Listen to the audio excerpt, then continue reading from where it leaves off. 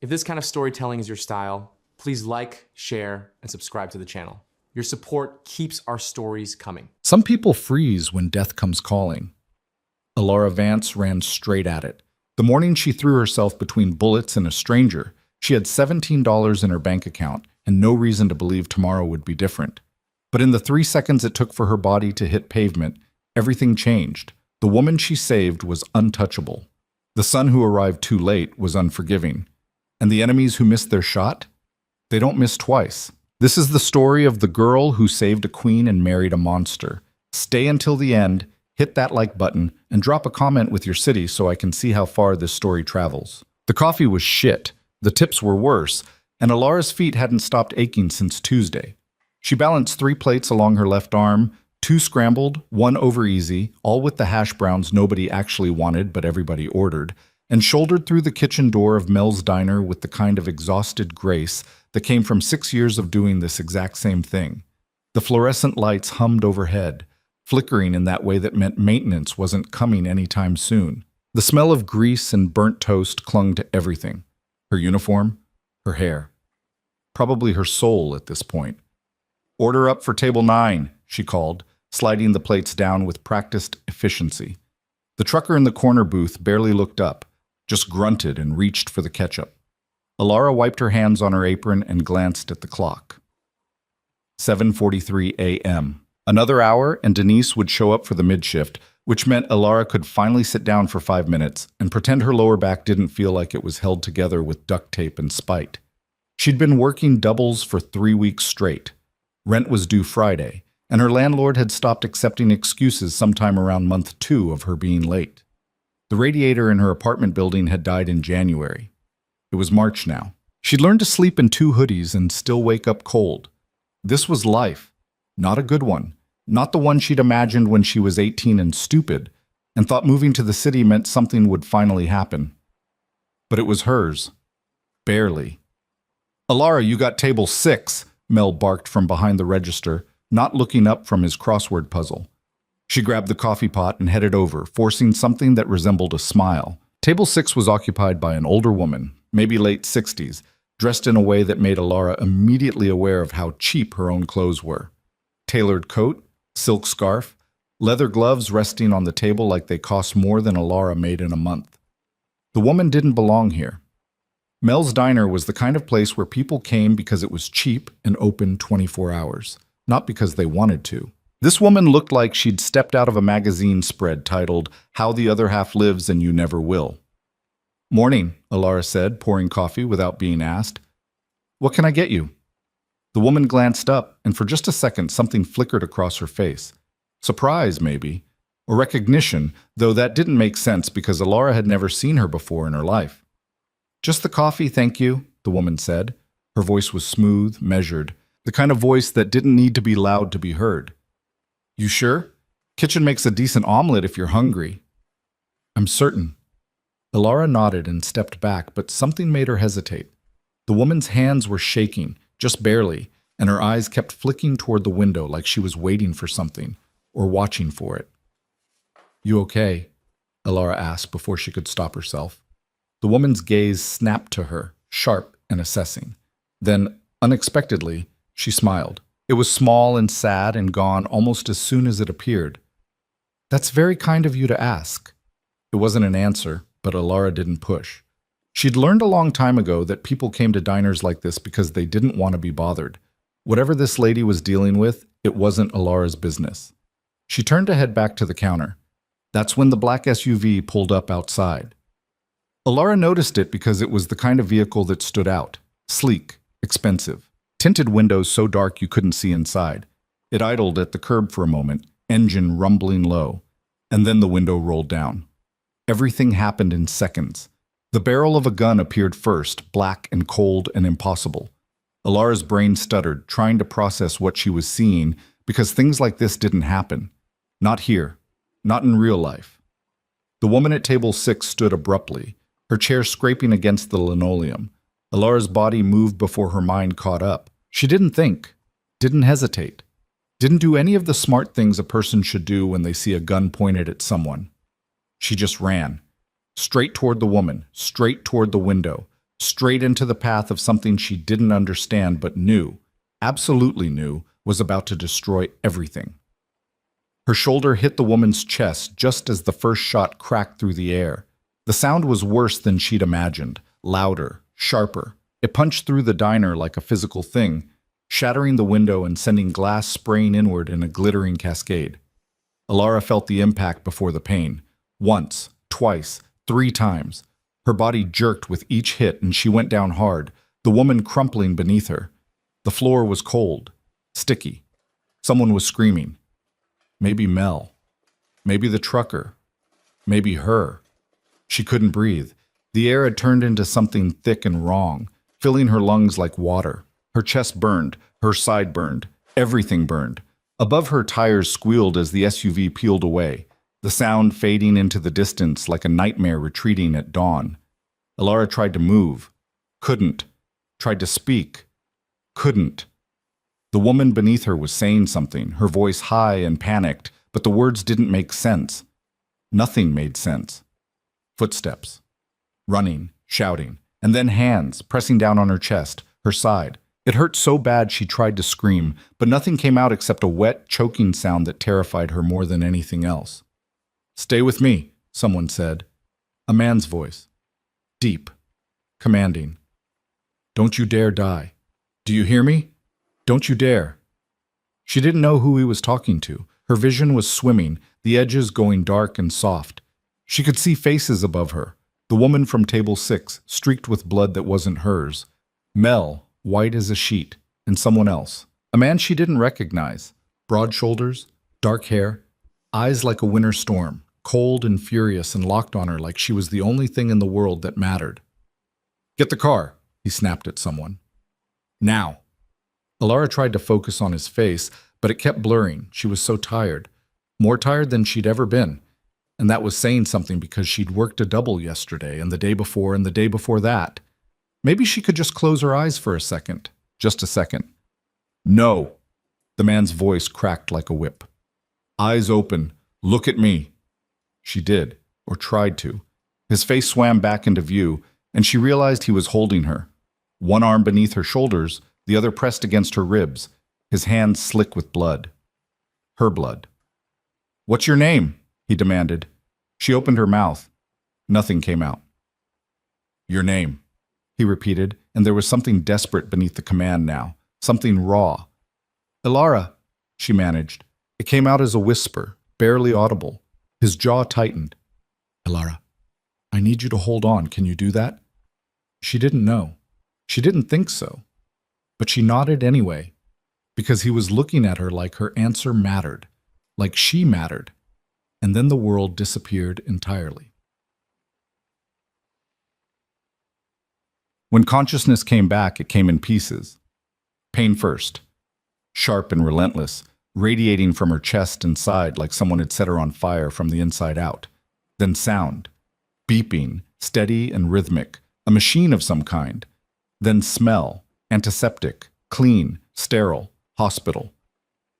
Alara's eyes cracked open and immediately regretted it. The lights were too bright. Everything was too bright. She groaned and tried to move, but her body refused to cooperate. "Easy." The voice came from her right. She turned her head, slowly, because even that hurt, and found the man from the diner sitting beside her bed. He looked different in the fluorescent hospital lighting. Older, maybe. Tired. His shirt was gone, replaced by a dark sweater that did nothing to hide the blood staining his hands. He hadn't washed them yet. Hadn't left. "You're awake," he said, and there was something in his voice she couldn't identify. Relief, maybe. Or surprise. Where? Her throat felt like sandpaper. She coughed, wincing at the fresh wave of pain it brought. He reached for a cup on the bedside table and held it to her lips. Water. She drank greedily, not caring that half of it spilled down her chin. "You're in a private facility," he said when she'd finished. "You were shot 3 times, once in the shoulder, twice in the torso. You lost a lot of blood." The words didn't feel real. Shot. She'd been shot.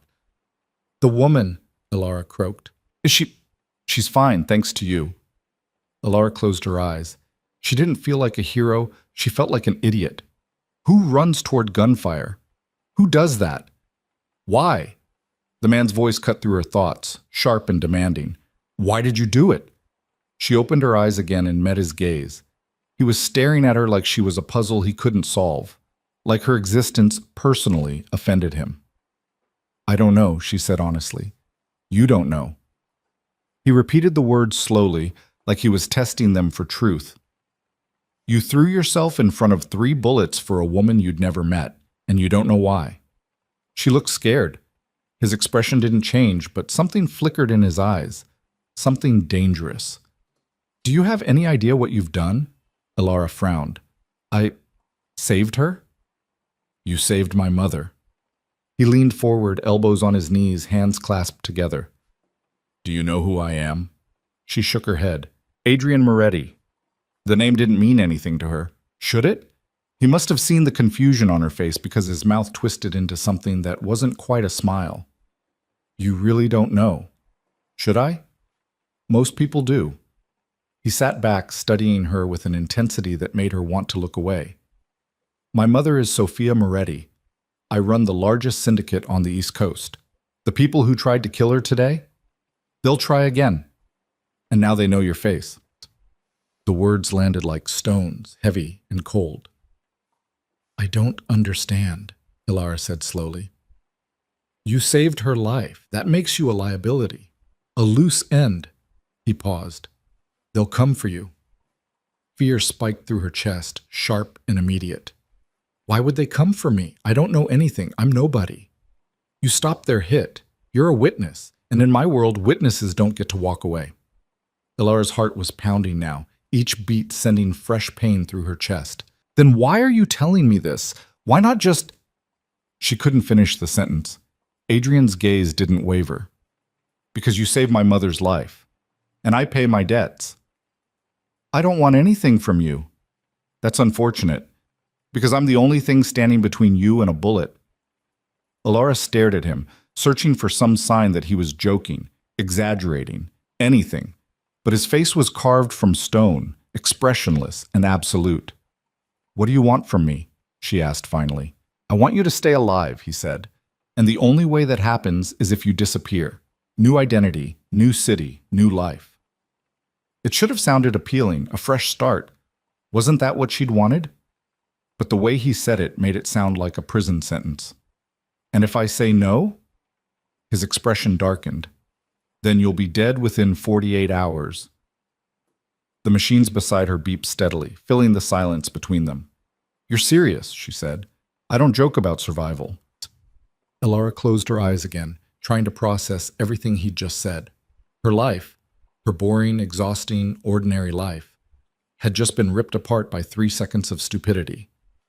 And now this stranger was telling her she had to vanish, give up everything. For what? For doing the right thing? I need time to think, she said. You don't have time. Then I guess you'll have to make some. She opened her eyes and met his gaze head on, surprised by the steadiness in her own voice. I just got shot 3 times saving your mother. The least you can do is give me a few hours to figure out what the hell I'm going to do with the rest of my life. For the first time since she'd woken up, something almost like respect crossed his face. 6 hours, he said, standing. Then I need an answer. He moved toward the door, his footsteps silent despite his size. Wait, Elara called. He paused, glancing back. Your mother, is she really okay? Adrian's expression softened, just barely, just enough. She's alive, because of you. And then he was gone, leaving Elara alone with the beeping machines and the weight of an impossible choice. The 6 hours passed too quickly and too slowly at the same time. Elara spent most of them staring at the ceiling, trying to make sense of the impossible situation she'd found herself in. A nurse came in twice to check her vitals and adjust her IV, but didn't speak beyond the necessary pleasantries. The room was private, nicer than any hospital room Elara had ever seen, and the silence was suffocating. She thought about running, just pulling out the IV and walking out the door and never looking back. But where would she go? Her apartment? The diner? Both places Adrian, and apparently his enemies, knew about. She thought about calling the police, but what would she even say? A crime lord told me I'm in danger? They'd laugh her out of the station. Or worse, they'd take her statement and then she'd end up in witness protection, which sounded an awful lot like what Adrian was already offering. She thought about her life, really thought about it, and realized with a strange sort of clarity that there wasn't much to leave behind. No family. Her parents had died in a car accident when she was 19, and she'd been on her own ever since. No close friends, just work acquaintances who'd forget her name within a week. No boyfriend, no girlfriend, no romantic entanglements of any kind. Just Mel's diner, a shitty apartment, and a future that looked exactly like her present. When Adrian walked back into the room exactly 6 hours later, Alara had made her decision. "I'll do it," she said before he could speak. "I'll disappear." He nodded once, unsurprised. "Smart choice. When do I leave?" "Tomorrow. I'll have everything arranged. New identity, bank account, relocation assistance." "Where?" "Somewhere far from here. Somewhere they won't think to look." Alara swallowed hard. "And I can never come back." It wasn't a question, but he answered anyway. "No." She nodded, feeling the weight of it settle over her like a shroud. This was it. The end of Alara Vance, waitress, nobody, survivor. Adrian moved closer to the bed, his expression unreadable. "There is another option." She looked up sharply. "What?" "It's not one I'd normally consider, but given the circumstances," he trailed off, seeming to choose his words carefully. "You could stay." "Stay where?" "Here? With me, under my protection." Alara's laugh came out bitter. "As what? Your pet project?" "As my wife." The words hit like a physical blow. She stared at him, certain she'd misheard. "I'm sorry, what?" Adrian's jaw tightened. "Marriage would make you untouchable. No one in my world would dare come after you if you were under my name, my protection." "You can't be serious." "I'm always serious." Alara shook her head slowly, disbelief warring with a hysterical urge to laugh. "You don't even know me. I know enough. You know nothing. I could be anyone, a criminal, a psychopath." "You're a waitress who threw herself in front of bullets to save a stranger," Adrian said flatly. "That tells me everything I need to know about who you are." "You're insane." "Probably." He crossed his arms, his expression unchanging. "But I'm also the only option you have if you want to stay in this city, in this life." "This isn't a life, this is—" She gestured helplessly at the hospital room, at him, at everything. "This is insane." "Yes," he agreed.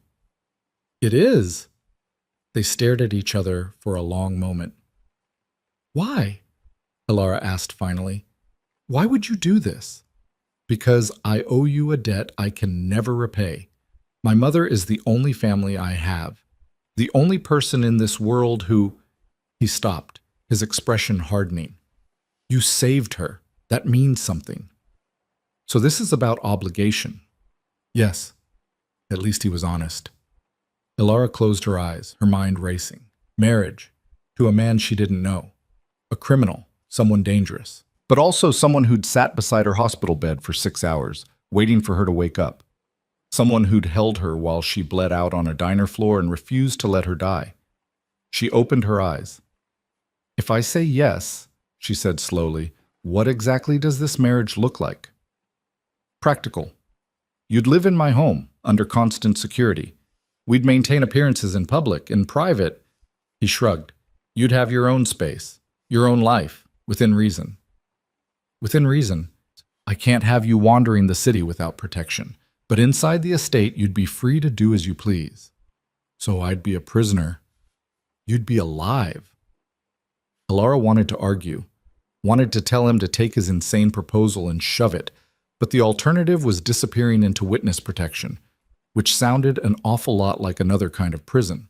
At least this way she'd know what she was walking into. "I need to think about it," she said. "You have until morning." "That's not enough time." "It's all the time you have." He moved toward the door again, then paused. "For what it's worth, I wouldn't offer this if I didn't think you could handle it." "Handle what? Being married to a criminal?" "Being married to me." And with that, he left. Morning came too fast. Alara hadn't slept. How could she? Her entire world had been turned upside down in less than 24 hours, and now she was supposed to make a decision that would define the rest of her life. Disappear and start over. Or marry a stranger and step into a world she didn't understand. Both options were terrible. Both options were impossible. But she had to choose. The door opened and Adrian walked in carrying a small black box. He looked like he hadn't slept either, though his appearance was still immaculate. Dark suit, perfectly styled hair, the kind of put together that came from years of practice. "You have an answer?" he asked without preamble. Alara took a breath, held it, released it. "Yes." He waited. "I'll marry you." Something flickered across his face. Relief? Surprise? She couldn't tell. "You're certain?"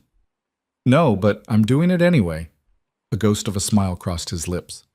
"Honest. I appreciate that." He set the black box on the bedside table and opened it. Inside was a ring. Simple, elegant, a single diamond that probably cost more than Alara would make in 10 years. "It was my grandmother's," he said quietly. "My mother wanted you to have it." Alara stared at the ring, her throat tight. "She doesn't even know me." "She knows you saved her life. That's enough." He took the ring from the box and held it out. "May I?" Alara extended her left hand, surprised by how steady it was. Adrian slid the ring onto her finger. It fit perfectly. "We'll make it official this afternoon," he said. "I have a judge who owes me a favor. After that, you'll move into the estate. I'll have your things collected from your apartment." "I don't have much." "Then it won't take long." Alara looked down at the ring on her finger, the diamond catching the light and throwing tiny rainbows across the white hospital sheets. "This is really happening," she said softly. "Yes. I don't even know you." "You will." She looked up at him, searching his face for some clue about what kind of man she'd just agreed to spend her life with. But Adrian's expression gave nothing away. "Are you going to hurt me?" she asked bluntly. His eyes hardened. "No." "Are you going to lie to me?" "Not if I can help it."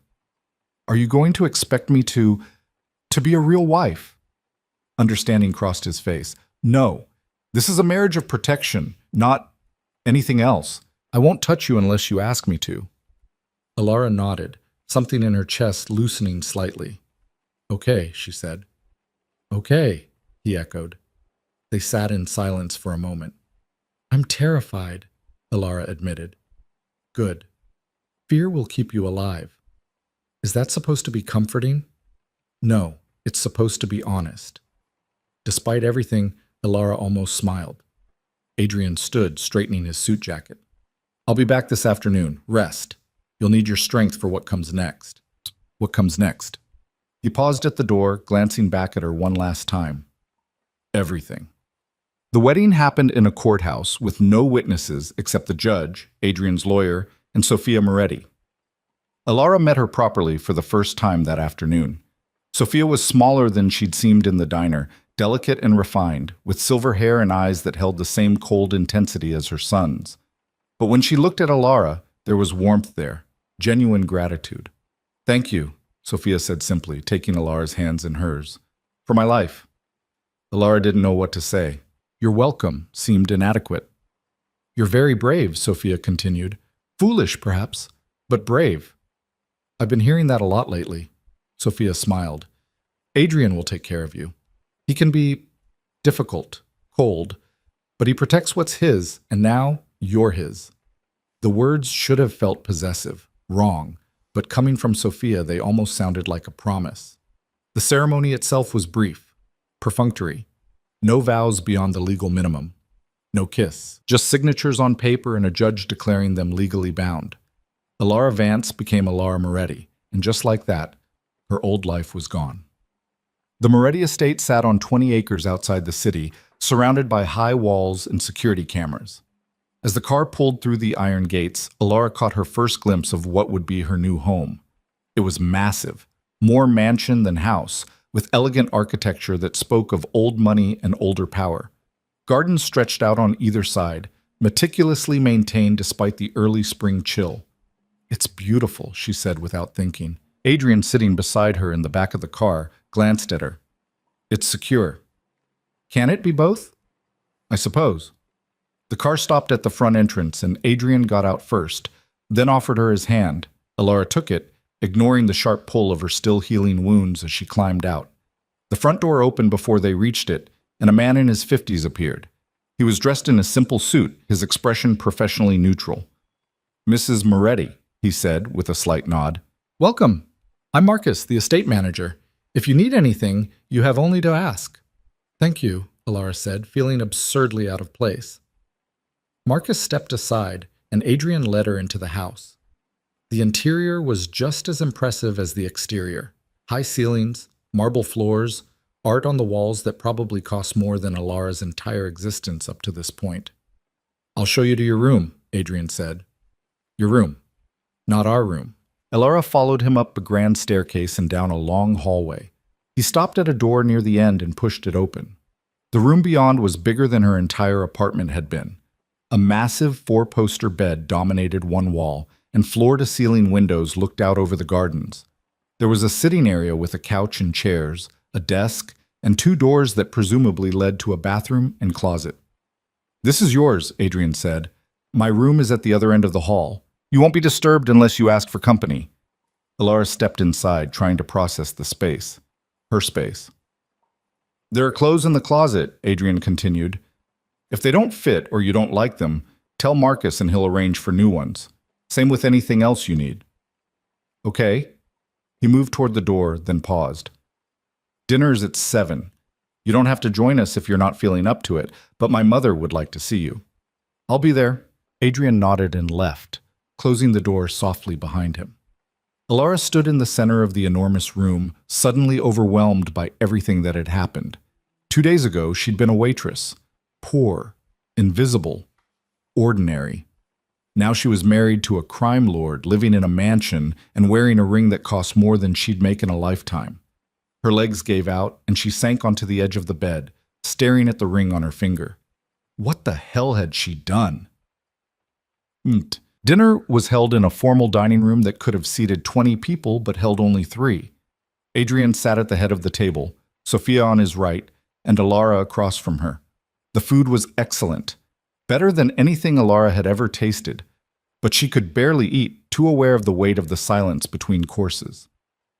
"How are you feeling?" Sophia asked eventually, her tone gentle. "Better," Alara said. "Still sore, but better. The doctor said you were very lucky." Lucky. That was one word for it. "I'm glad you're here," Sophia continued. "This house has been too quiet for too long." Adrian didn't respond, his attention focused on his plate. "How long have you lived here?" Alara asked, trying to fill the silence. "Adrian bought the estate 10 years ago," Sophia said. "I moved in 5 years ago, after my husband passed." "I'm sorry." "Don't be. He was a terrible man." Sophia smiled faintly. "Adrian is nothing like him." Alara glanced at Adrian, who still hadn't looked up. "What was he like?" she asked. "Your husband?" "Cruel," Sophia said simply. "Violent. He built the empire Adrian now runs, but he did it through fear and brutality. Adrian rebuilt it differently." "Differently how?" For the first time, Adrian spoke. "I don't kill unless I have to. My father killed for sport." The words were delivered flatly, without emotion, but they landed heavy. Alara set down her fork, her appetite gone completely. "I don't expect you to understand this world," Adrian said, finally looking at her, "and I won't apologize for it. But I want you to know what you've walked into. I'm starting to figure that out." "Good." Sophia cleared her throat delicately. "Perhaps we could discuss something more pleasant?" Adrian's mouth twitched. "Such as?" "Such as the fact that you're married now and haven't introduced your wife to anyone." "There's no one to introduce her to." "Nonsense. You have colleagues, associates." "I have employees and people who owe me favors, not friends." Sophia sighed. "You're impossible. I'm practical." Alara watched the exchange with fascination. This was the most human she'd seen Adrian since they met. The most normal.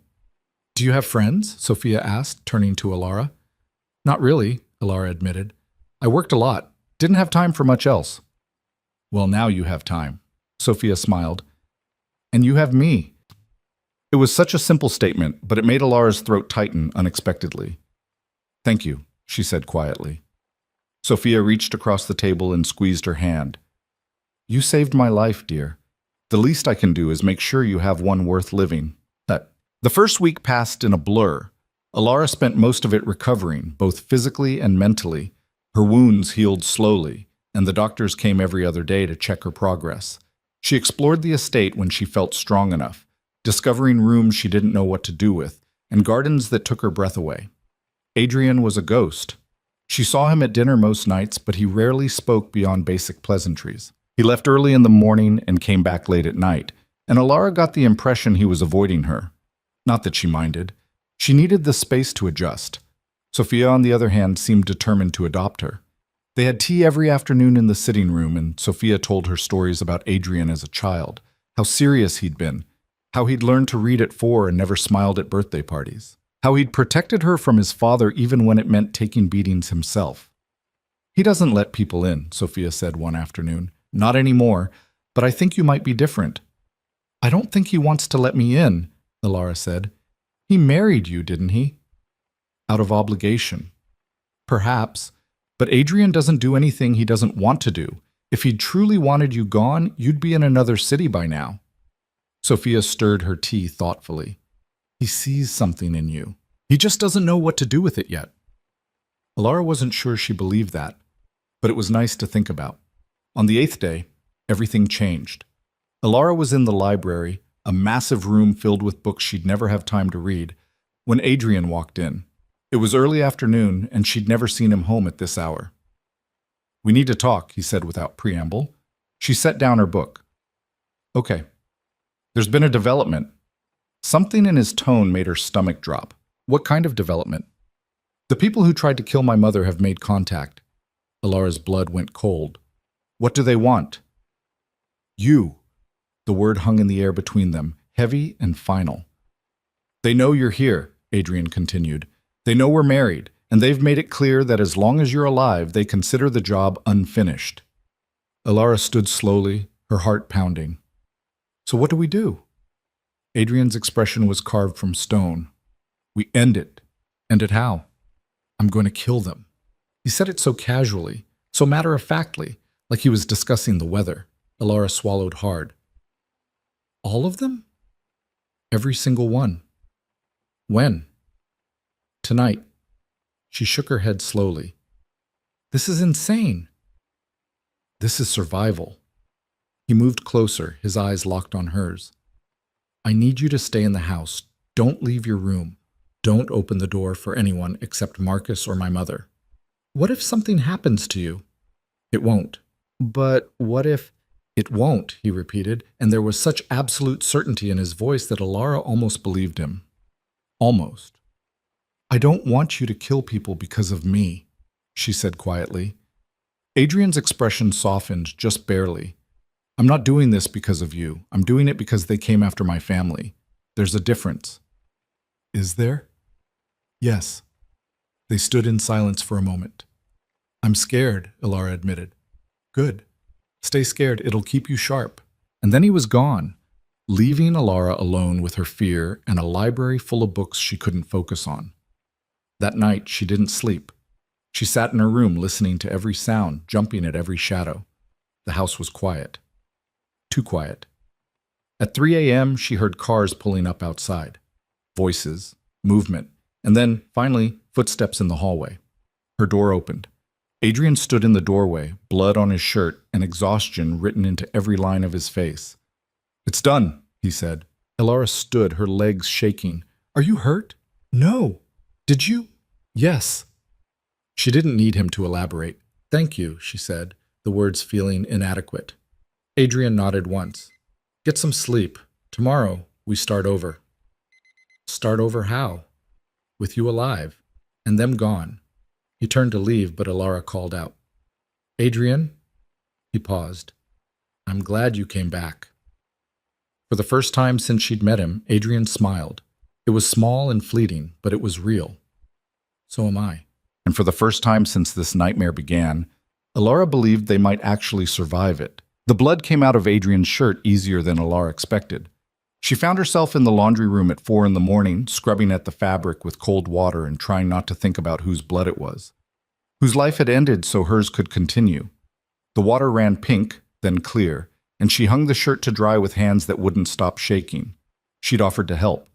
Adrian had looked at her like she'd grown a second head. "You don't need to do that," he'd said.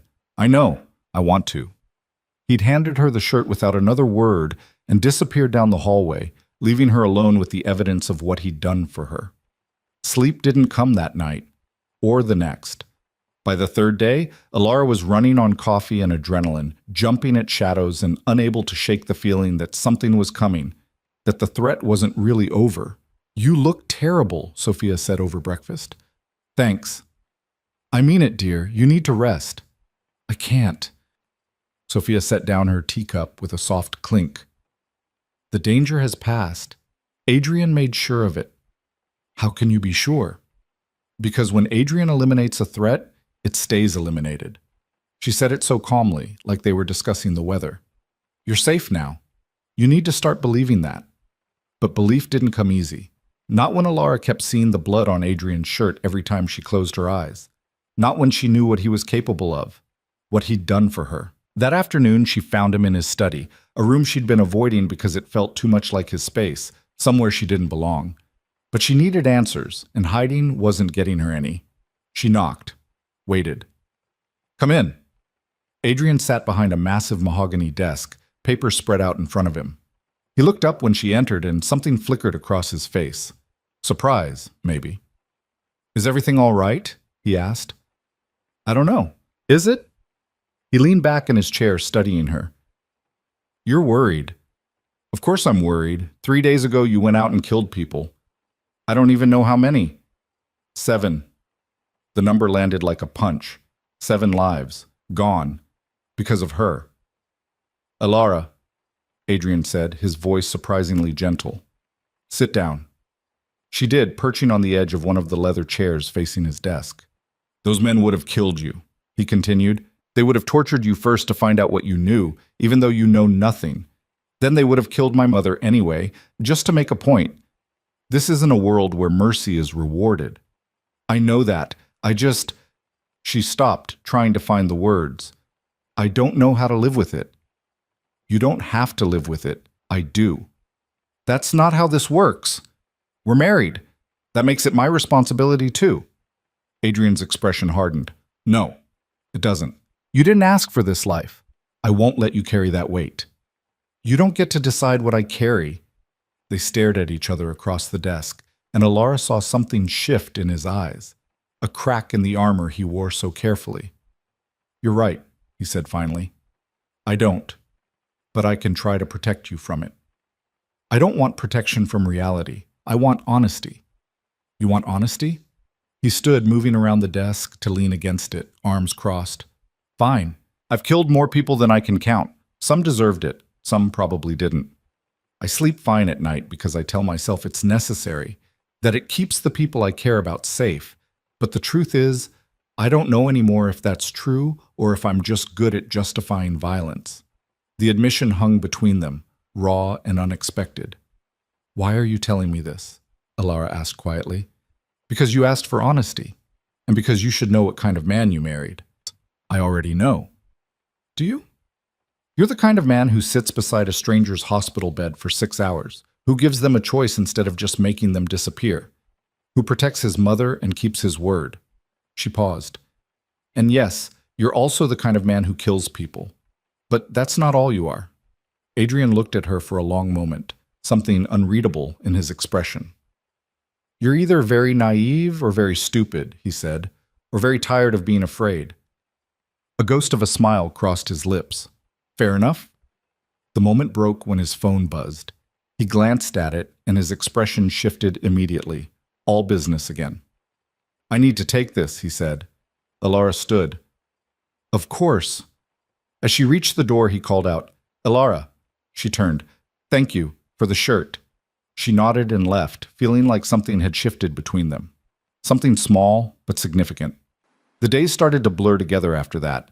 Alara fell into a routine of sorts. Breakfast with Sophia, afternoons in the library or walking the gardens, dinners where Adrian sometimes showed up and sometimes didn't. The wounds in her chest healed to pink scars that ached when it rained. The nightmares came less frequently. She was starting to feel almost normal when Marcus found her in the garden 2 weeks later. "Mrs. Moretti, there's someone here to see you." Alara looked up from the rosebush she'd been examining. "Who?" "She says her name is Diana, from the diner." The name hit her like cold water. Diana.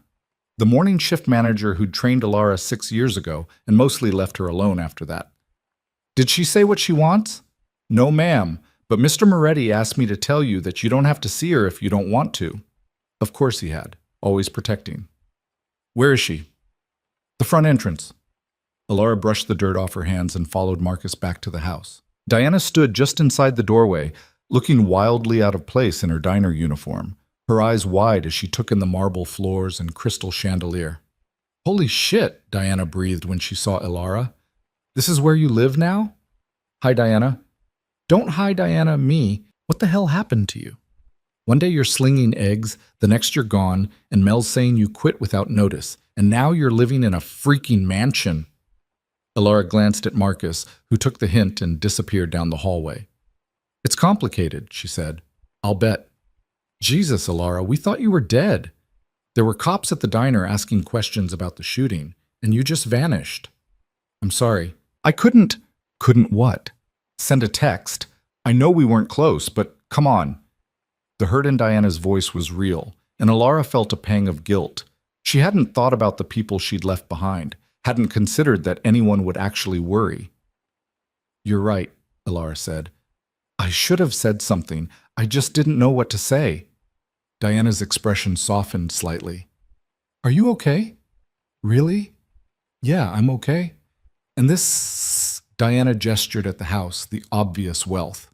"This is real? You're not in some kind of trouble?" Alara almost laughed. If only she knew. "I'm not in trouble. I'm married." Diana's eyebrows shot up. "Married? To who?" "It's a long story. I've got time." But before Alara could figure out how to explain any of it, Adrian appeared at the top of the stairs. He descended slowly, his presence filling the space in that way he had, and Diana's mouth fell open slightly. "You must be Diana," Adrian said, extending his hand. "I'm Adrian, Alara's husband." Diana shook his hand mechanically, her eyes darting between them. "You're her husband?" "Yes." "And you live here?" "We do." "And you're..." Diana stopped, seeming to realize she was about to say something rude. "Wealthy?" Adrian supplied. "Yes." Diana looked at Alara. "What the hell happened in that diner?" "I met Adrian's mother," Alara said carefully. "We got to talking. Things progressed quickly. It was the story they'd agreed on, simple, vague, unverifiable. Diana didn't look convinced, but she also didn't push. "Well, okay then. I guess congratulations are in order." "Thank you," Alara said. An awkward silence fell. "I should get back to work," Diana said finally. "I just wanted to make sure you were all right, and to tell you that if you ever want to grab coffee or something, you know where to find me." "I'd like that." Diana nodded, gave Adrian one more uncertain glance, and left. As soon as the door closed, Alara let out a breath she didn't know she'd been holding. "That went well," Adrian said dryly. "She thinks I married you for money." "Didn't you?" Alara shot him a look. "I married you to stay alive. The money is just a really weird bonus." He almost smiled. "Fair distinction." "Should I have told her the truth?" "No, the less people know, the safer everyone is." He paused. "Did you want to tell her?" "I don't know. Maybe. It felt wrong lying to her." "You'll get used to it." The words should have sounded cynical, but they just sounded tired. "Is that what your life is?" Alara asked. "Just constant lying?" "Yes." "That sounds exhausting." "It is." He started back up the stairs, then stopped. "For what it's worth, I'm sorry you have to do it too." And he was gone before she could respond. That night, Alara couldn't sleep again. Not because of nightmares this time, but because her mind wouldn't stop turning over everything Diana had said. Everything she'd left behind. At 2 a.m., she gave up and went downstairs to the kitchen, thinking tea might help. She was surprised to find Adrian already there, sitting at the island with a glass of whiskey. "Can't sleep?" he asked. "Apparently not." "Join the club." She poured herself water. Tea seemed too ambitious, and sat across from him. They didn't speak for a while, just existing in the quiet together. "Can I ask you something?" Alara said eventually. "You can ask. I may not answer." "Do you regret it, this arrangement?" Adrian considered the question, swirling the whiskey in his glass. "No. Even though I'm clearly terrible at this?" "You're not terrible at it. I almost told Diana everything today." "But you didn't." He met her eyes. "That takes discipline, control. Most people can't manage it." I don't feel very controlled." "Good. You shouldn't. The day you feel comfortable lying is the day you become like me." "Would that be so bad?" "Yes." The certainty in his voice startled her. "Why?" she asked. "Because you're—" He stopped, seeming to struggle for words. "You ran toward gunfire to save a stranger. You cleaned blood out of my shirt at 4 a.m, even though you didn't have to. You see the good in people. Even me. And that's rare. Precious. I won't let this world take that from you." Alara's throat tightened. "I'm not that good." "You're better than you think." They sat in silence again, but it felt different now. Less awkward. More comfortable. "Can I ask you something?" Adrian said. "You can ask. I may not answer." He smiled at that, actually smiled. "What made you run? That morning in the diner. You had to know it was suicide." Alara thought about it. Really thought about it. "I saw her face, your mother's, and she looked so scared, and I just thought, someone should help. Someone should do something, and there was no one else, so..." "So you did?" "Yeah. That's either the bravest or stupidest thing I've ever heard. Probably both." Adrian raised his glass. "To bravery and stupidity. May they never be separated." Alara clinked her water glass against his whiskey, and for the first time since this whole nightmare began, she laughed, really laughed. The sound seemed to surprise both of them. "I haven't heard that before," Adrian said quietly. "What?" "You laughing. I haven't had much to laugh about lately." "No, I suppose you haven't." He drained his glass and stood. "Get some sleep, Alara. Tomorrow's going to be busy." "Why? What's tomorrow?" "You're meeting the rest of the family." Her stomach dropped. "What family? You said you only had your mother." "I have my mother. I also have associates who've worked for me long enough to be considered family. They'll want to meet you. Make sure you're real and not some elaborate hallucination I've dreamed up." "That's not reassuring." "It's not meant to be. But don't worry, they'll love you." "How do you know?" "Because my mother loves you. And what Sophia Moretti loves, everyone else learns to love. Or at least respect." He left her sitting in the kitchen, her heart racing and her mind already spinning with anxiety about meeting people she didn't know in a world she didn't understand. Tomorrow came too fast. Alara spent the morning trying on and rejecting half the clothes in her closet before settling on something simple. Dark jeans and a fitted sweater that Sophia assured her looked elegant but approachable, whatever that meant. "Don't be nervous," Sophia said, adjusting Alara's collar. "They're going to adore you." "You keep saying that, but I have no idea what I'm walking into." "A family dinner, just with more security and fewer normal people." "That's not helping," Sophia smiled. "You saved my life, dear. They know that. You've already won them over." The dinner was held in the formal dining room, and when Alara walked in, she found 6 people already seated, all men, all watching her with varying degrees of curiosity and suspicion. Adrian stood. "Everyone, this is my wife, Alara. Alara, this is everyone." Helpful. A man in his 40s with salt and pepper hair and kind eyes stood and extended his hand. "Vincent Russo. I run security for the estate. It's nice to finally meet you properly." "You too," Alara said, shaking his hand. The others introduced themselves in turn. Marco, the financial advisor who looked like he'd never smiled in his life. James, younger, probably early 30s, who handled acquisitions, whatever that meant. Thomas, quiet and intense, in charge of information gathering. Luis, who managed the legitimate business fronts. And finally David, the lawyer who'd been at their wedding. "We've been eager to meet the woman who finally got Adrian to settle down," Vincent said as they all took their seats. "I wouldn't call this settling down," Adrian said dryly. "You got married. That's settled by your standards." Alara felt the weight of their attention and tried not to fidget. I'm sure Adrian told you how we met. He did, Marco said. Quite the story. That's one way to put it. You're either very brave or very crazy, James added. I can't decide which. Why not both? Alara said before she could stop herself. The table went quiet for a beat, and then Vincent laughed. Really laughed. Loud and genuine. I like her, he declared. She's got spine. She does, Sophia agreed from her seat beside Adrian. The tension eased after that. Conversation flowed more naturally, though Alara noticed they were all being careful, avoiding certain topics, steering around the darker edges of their world. Protecting her, she realized. Or maybe protecting themselves from her judgment. It was Thomas who finally broke the unspoken rule. I have to ask, he said, setting down his wine glass. Do you regret it? Running into that gunfire? Thomas, Adrian said, his voice carrying a warning. It's all right, Alara said. She thought about the question. Really thought about it. I regret getting shot. That hurt like hell. But do I regret saving Sophia? No. Even knowing what it cost you? Thomas pressed. Your old life, your freedom. What freedom? I was a waitress living in a dump and barely making rent. I'm not saying this. She gestured at the room, the house, everything. Is better necessarily. It's just different. Different how? Vincent asked, genuinely curious. I don't know yet. Ask me in a year. More laughter. The conversation moved on, but Alara caught Adrian watching her with an expression she couldn't quite read. After dinner, as people filtered out to the sitting room for drinks, Adrian caught her arm. You did well, he said quietly. I didn't do anything.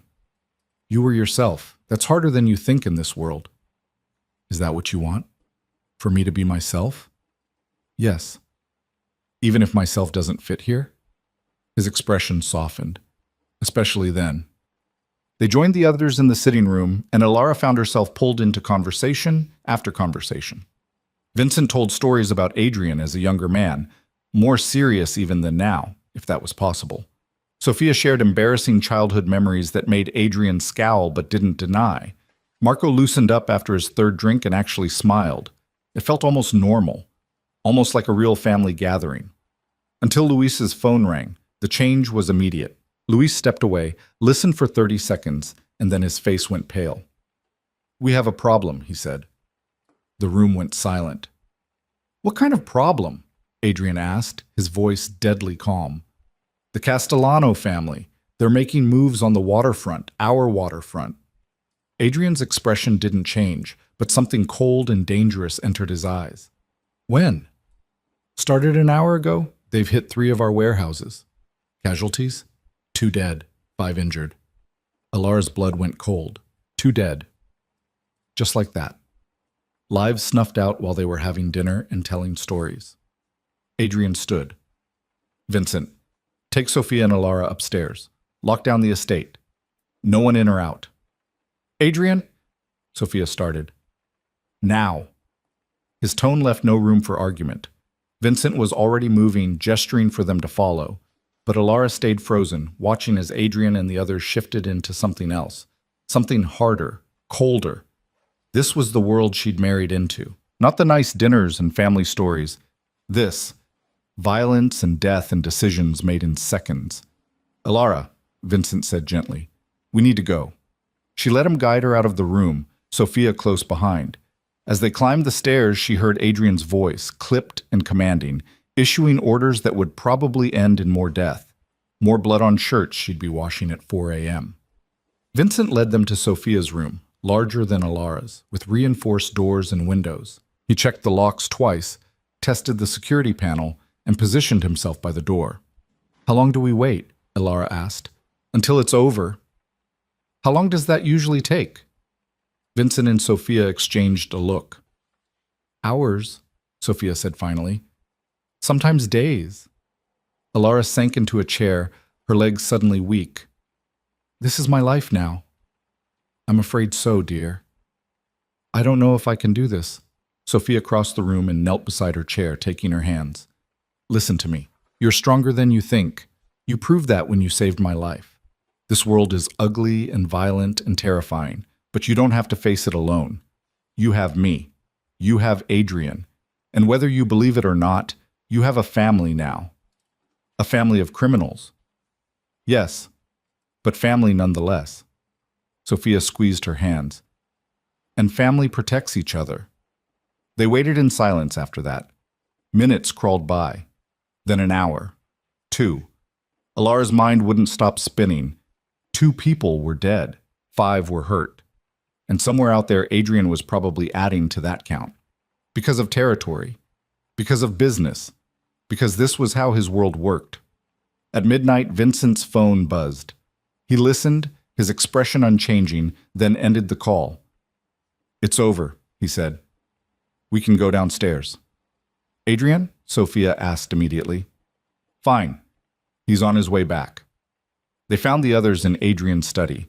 James had a cut above his eyebrow. Marco looked shaken. Thomas was on the phone, speaking in rapid Italian. And Adrian looked like he'd been to war. His shirt was torn. Blood on his knuckles, a bruise forming along his jaw. But his eyes were clear and focused as he met Alara's gaze. "It's handled," he said. "Handled how?" she heard herself ask. "The Castellanos won't be a problem anymore." The words were simple. The meaning wasn't. Alara felt something crack inside her chest. Not breaking, just shifting. "How many?" she asked. Adrian's expression flickered. "Alara, how many people died tonight?" Silence. 12, he said finally. 12, including ours. 12 lives. Gone. In the time it took to have dinner and wait in a locked room. "I need air," Alara said. She turned and walked out before anyone could stop her, her feet carrying her through the house to the gardens. The night air was cold, biting, but she welcomed it, needed it. She'd made it halfway across the lawn when she heard footsteps behind her. "You shouldn't be out here alone," Adrian said. "I needed to get away." "From what?" "From you. From all of it." She spun to face him. 12 people, Adrian, 12. They would have killed more of mine if I hadn't acted. I know that, I know, but it doesn't make it easier. It's not supposed to be easy. Then what's it supposed to be? Her voice cracked. Because I don't know how to live with this. How to be okay with the fact that people die so I can be safe. Adrian closed the distance between them, and for the first time she saw real emotion on his face. Pain, guilt, something raw and honest. "You think I'm okay with it?" he said quietly. "You think I sleep well at night knowing what I've done? What I have to keep doing? Then why do it? Because the alternative is worse. Because in this world, you either protect what's yours or you watch it burn. There's no middle ground." "That's not true. There has to be another way." "If you find one, let me know. I've been looking for 20 years. They stood in the darkness, the space between them filled with everything they couldn't say. "I don't know if I can do this," Alara whispered. "I know." "Then why keep me here? Why not just send me away like you planned?" Adrian's hand came up, hesitated, then gently touched her cheek. The gesture was so unexpected, so tender, that Alara froze. "Because despite everything," he said, his voice rough, "I don't want you to go." The admission hung between them, vulnerable and true. Alara's breath caught. "Adrian, you asked for honesty. That's honest." His hand dropped, and he stepped back, the mask sliding into place again. "Get some sleep," he said. "Tomorrow, we bury our dead." He walked back toward the house, leaving Alara standing in the garden with her heart pounding and her mind reeling. She should be terrified. She should run. But standing there in the cold night air, watching Adrian's retreating figure, all she felt was the ache of wanting to follow. The funerals were held on a gray Thursday that matched the weight in Alara's chest. She stood beside Adrian in the cemetery, watching as 2 coffins were lowered into the ground. The men had names, Robert Chen and Marcus DeLuca. They'd had families, lives, futures that ended because they worked for Adrian and the Castellanos wanted to send a message. The families cried. Wives clutched children who didn't understand why Daddy wasn't coming home. And Adrian stood like stone, his expression unreadable behind dark sunglasses, his hand resting briefly on each widow's shoulder as he murmured words Alara couldn't hear. She wondered if he said he was sorry, If he promised to take care of them? If he told them their husbands died for something that mattered? She wondered if he believed any of it. When it was over, they drove back to the estate in silence. Adrian stared out the window, and Alara stared at her hands, at the wedding ring that felt heavier than it had yesterday. They'll be taken care of, Adrian said suddenly. The families. College funds for the kids. Mortgages paid off. Whatever they need. Does that make it better? No, but it's what I can do. Alara wanted to argue. Wanted to say that money didn't bring people back, didn't fix the holes left behind. But she also knew he was right. It was what he could do. The only thing, really, in a world where violence was currency and death was overhead. I'm going to my room, she said when they arrived home. Adrian nodded. Didn't try to stop her. She spent the rest of the day curled up on her bed, not crying exactly, just existing in the heavy silence of everything she was trying to process. Sophia knocked once around dinner time, but Alara pretended to be asleep. She wasn't ready to talk about it. Wasn't ready to be told again that this was just how things were, that she'd get used to it, that the dead were already dead and there was nothing to be done. Night fell. The house went quiet. Around midnight, Alara gave up on sleep and wandered downstairs, thinking maybe the library would offer some escape. Instead, she found Adrian in the sitting room, jacket discarded, tie loosened, staring into a glass of whiskey like it held answers. He looked up when she entered, and something passed between them. Recognition of shared insomnia, maybe. Or just the understanding that neither of them knew how to process what they'd witnessed. Can't sleep either? He asked. No? Want a drink? I don't drink. Smart. He took a sip anyway. You should probably start, though. It helps. Does it? Not really, but it's something to do with your hands. Alara sat in the chair across from him, tucking her legs underneath her. How do you do this? Do what? Live with it. The death, the violence, all of it. Adrian was quiet for a long moment. Compartmentalization. You put it in a box, lock it away, and don't think about it unless you have to. That sounds horrible. It is. Then why? Because the alternative is falling apart, and I can't afford to fall apart. Too many people depend on me. He set down his glass. You don't have to do this, any of this. Say the word and I'll have you on a plane tomorrow. New identity, new life, far away from all of this. It was the same offer he'd made in the hospital, the escape hatch he kept leaving open. Is that what you want? Alara asked. For me to leave? I want you to be safe. Happy. Neither of which you can be here. You don't know that. Don't I? He leaned forward, elbows on his knees. Look at you. You've been here a month and you already look haunted. How long before that breaks you completely? Maybe I'm stronger than you think. Maybe you're more stubborn than smart. Despite everything, Alara almost smiled. You sound like Sophia. She thinks I'm being too hard on you. Are you? Probably. I don't know how else to be. The honesty in his voice caught her off guard. Adrian was always so controlled, so measured. But right now, sitting in the dim light of the sitting room, he just looked tired. I'm not leaving, Alara said quietly. Why not? Because... She stopped, trying to find words for something she barely understood herself. Because I made a choice. Because running feels like giving up. And because despite everything, I don't hate being here. Adrian's expression shifted. You should. I know. But I don't. They sat in silence for a while, the grandfather clock in the corner ticking away seconds that felt heavy with unspoken things. The men who died today, Alara said eventually, did they have a choice? To work for you? Everyone has a choice. That's not what I asked. Adrian sighed. Robert came to me 8 years ago. He was drowning in medical debt from his daughter's cancer treatment. I paid it off, gave him a job with good money and better insurance. He chose to stay even after his daughter went into remission. And Marcus? Marcus grew up in my father's organization. It's all he ever knew. He could have left a dozen times. He didn't. Adrian paused. They knew the risks, but that doesn't make it easier. For them or for you? Both. Alara pulled her knees closer to her chest. I keep thinking about their families, their kids. How do you explain to a child that their father died because of territory and money and things that don't actually matter? You don't. You just tell them he died protecting something important. Adrian's voice was rough. It's a lie, but it's a kinder one than the truth. What's the truth? That he died because I wasn't fast enough, smart enough, because I didn't see the Castellanos coming until it was too late. He picked up his glass again, stared into it. That's the truth. But you don't tell that to a widow. Ilara's chest tightened. She'd never heard Adrian blame himself for anything, had assumed he saw death as just part of the business, unavoidable and impersonal. She'd been wrong. It wasn't your fault, she said. Wasn't it? No, the Castellanos pulled the trigger. They made that choice. And I created the situation that led to it.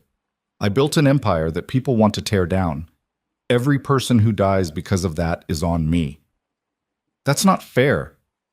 Fair doesn't exist in this world. Ilara stood and crossed to his chair, surprising herself as much as him. She took the glass from his hand and set it aside, then did something she'd never done before. She took his hand. His skin was warm, rough with calluses she hadn't noticed before. His fingers twitched like he might pull away, but he didn't. You can't carry all of it, she said quietly. It'll crush you. I've been carrying it for 20 years. I'm still standing. Barely. Adrian looked up at her, and in his eyes she saw something she recognized. The same exhaustion she felt. The same weight of trying to be strong when everything felt impossible. Why do you care? He asked. I don't know. I just do. That's not an answer. It's the only one I have. He stared at their joined hands, and for a moment Ilara thought he might say something, might let down the walls he kept so carefully constructed. Instead, he stood, pulling his hand back gently. Get some sleep, he said. Tomorrow's going to be long. Why? What's tomorrow? Vincent thinks there might be more attacks coming. We're increasing security. You'll need to stay inside for a few days. The resignation in his voice made her heart ache. Adrian. Good night, Ilara. He left before she could finish, and she stood alone in the sitting room, still feeling the ghost of his hand in hers. The increased security meant armed guards at every entrance, surveillance monitors running constantly, and absolutely no leaving the estate grounds. Ilara felt like a prisoner, even though she knew it was for her safety. Sophia tried to keep her occupied with card games and conversations, but even she seemed on edge, jumping at unexpected sounds and watching the security feeds more than she pretended to. 3 days passed without incident. On the 4th day, Vincent found Ilara in the library.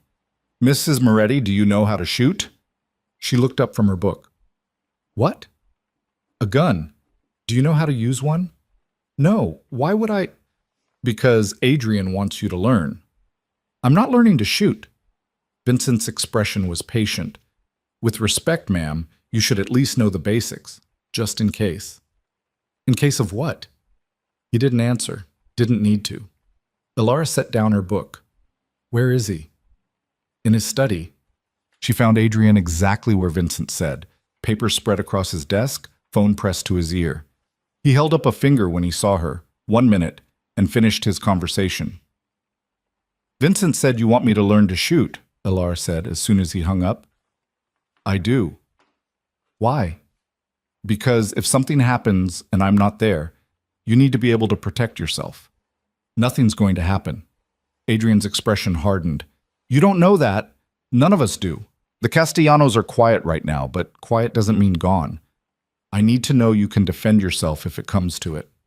I don't want to shoot anyone. Neither do I, but we both do things we don't want to do. He stood, moving around the desk. Please, just learn the basics, for my peace of mind, if nothing else. The please surprised her. Adrian didn't ask for things. He commanded them. Fine, she said, but I'm not promising to be good at it. I don't need you to be good. I need you to be alive. The shooting range was in the basement, a fact that shouldn't have surprised Ilara, but somehow did. Of course Adrian had a private shooting range, probably came with the mansion. Vincent was patient as he taught her the basics. Stance, grip, sight alignment, trigger control. The weight of the gun felt wrong in her hands, heavy and cold and dangerous. Her first shot went wide. So did her second. And third. You're flinching, Vincent said. anticipating the recoil. Don't think about it. Just breathe and squeeze. Easy for you to say. Trust me, everyone struggles at first, even Adrian. I don't believe that. It's true. First time he held a gun, he dropped it. His father laughed at him for hours. Alara tried again. This time the bullet hit the target, just barely. There you go, Vincent said encouragingly. See? You can do this. She fired again. And again. Slowly the fear started to fade, replaced by focus. The range became a puzzle. Adjust here, compensate there, breathe through it. An hour later, she was actually hitting the center mass more often than not. Not bad. Adrian's voice came from behind her. Alara jumped, nearly dropping the gun. Vincent quickly took it from her hands. How long have you been watching? She asked. Long enough to see you're a natural. I'm really not. You hit the target 12 times in the last magazine. That's better than most people on their first day. He nodded to Vincent. Thanks for teaching her. My pleasure, boss. Vincent left them alone in the range, and Alara pulled off the ear protection, suddenly aware of how quiet it was. I hate this, she said. I know. But I understand why you wanted me to learn. Good. Adrian moved to the weapons locker and pulled out a smaller gun, checking it with practiced efficiency. This one's yours, he said, holding it out. Lighter, easier to handle. Keep it in your nightstand. Alara stared at this weapon like it might bite her. I don't want a gun in my room. I don't care what you want. I care about you being alive if someone gets past security. You really think that could happen? I think I've lived long enough in this world to know that anything can happen, and I'm not taking chances with your life. The intensity in his voice made something flutter in Alara's chest. Okay, she said quietly, taking the gun. Adrian showed her how to load it, unload it, engage the safety. His hands covered hers as he guided her through the motions, and Alara became acutely aware of how close he was standing. You remember all that? He asked. I think so. Good. Practice it every day until it's muscle memory. He stepped back and Alara immediately missed the warmth of him. Thank you, she said, for caring about whether I live or die. Something flickered across Adrian's face. Of course I care. Not everyone would. I'm not everyone. No, Alara agreed. You're not. They stood there for a moment, the space between them charged with something neither seemed ready to name. Adrian broke first. I need to get back to work. Right, of course. But as he turned to leave, Alara called out, Adrian? He paused. If something did happen, if someone got through, would you come for me? He turned back and his eyes were fierce. I would burn the world down to get to you. The words hit her like a physical force, stealing her breath. Oh, she managed. Don't doubt that, he said quietly. Don't ever doubt that. And then he was gone, leaving Alara standing in the shooting range with a gun in her hands and her heart pounding so hard she thought it might break through her ribs. That night, she lay in bed staring at the nightstand drawer where she'd locked the gun. Part of her wanted to throw it in a lake. The other part, the part that was slowly adapting to this world, was glad it was there. She must have fallen asleep eventually because she woke to the sound of breaking glass. For a second, she thought she'd dreamed it, but then she heard shouting, running, the pop, pop, pop of gunfire. Her blood went ice cold. She rolled out of bed, her mind racing. The nightstand, the gun. She yanked open the drawer with shaking hands and pulled out the weapon, her fingers fumbling to disengage the safety the way Adrian had shown her. More gunfire, closer now. The door to her room burst open, and Alara swung the gun up, her heart in her throat. Don't shoot, Vincent shouted, hands raised. It's me! Alara lowered the gun, her whole body trembling. What's happening? The estate's under attack. We need to get you to the safe room, now. Where's Adrian? Handling it. Come on. He grabbed her arm, pulling her into the hallway. Alara could hear gunfire from downstairs, see smoke starting to curl up the staircase. Her mind flashed to the funerals, to the widows crying, to coffins being lowered into the ground. Sophia, she gasped. Where's Sophia? Already in the safe room. Move! They ran down the hallway, Vincent practically dragging her. Behind them, someone shouted. Vincent spun, raising his own weapon, and fired 3 times. A body hit the floor. Alara's stomach lurched, but Vincent was already moving again, pushing her around a corner toward a door she'd never noticed before. He punched a code into a keypad and the door slid open, revealing a reinforced room with monitors showing camera feeds from around the estate. Sophia was inside, her face pale but composed. "Get in," Vincent ordered. Alara stumbled inside and Vincent started to follow, then jerked backward, a red stain blooming across his shoulder. "Vincent!" Alara screamed. He fell against the doorframe, and Alara saw the shooter at the end of the hallway, raising his gun for another shot. She didn't think. She raised her own weapon and fired. The recoil shocked her, but the bullet found its mark. The man went down. Vincent stared at her. "Good shot." Then he collapsed.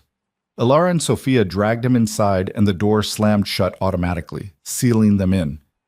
"He's bleeding," Alara said, her voice high and panicked. "We need to stop the bleeding." Sophia was already moving, pulling medical supplies from a cabinet. "Hold pressure here." Alara pressed her hands against Vincent's shoulder, feeling hot blood seep between her fingers. Vincent gritted his teeth but didn't cry out.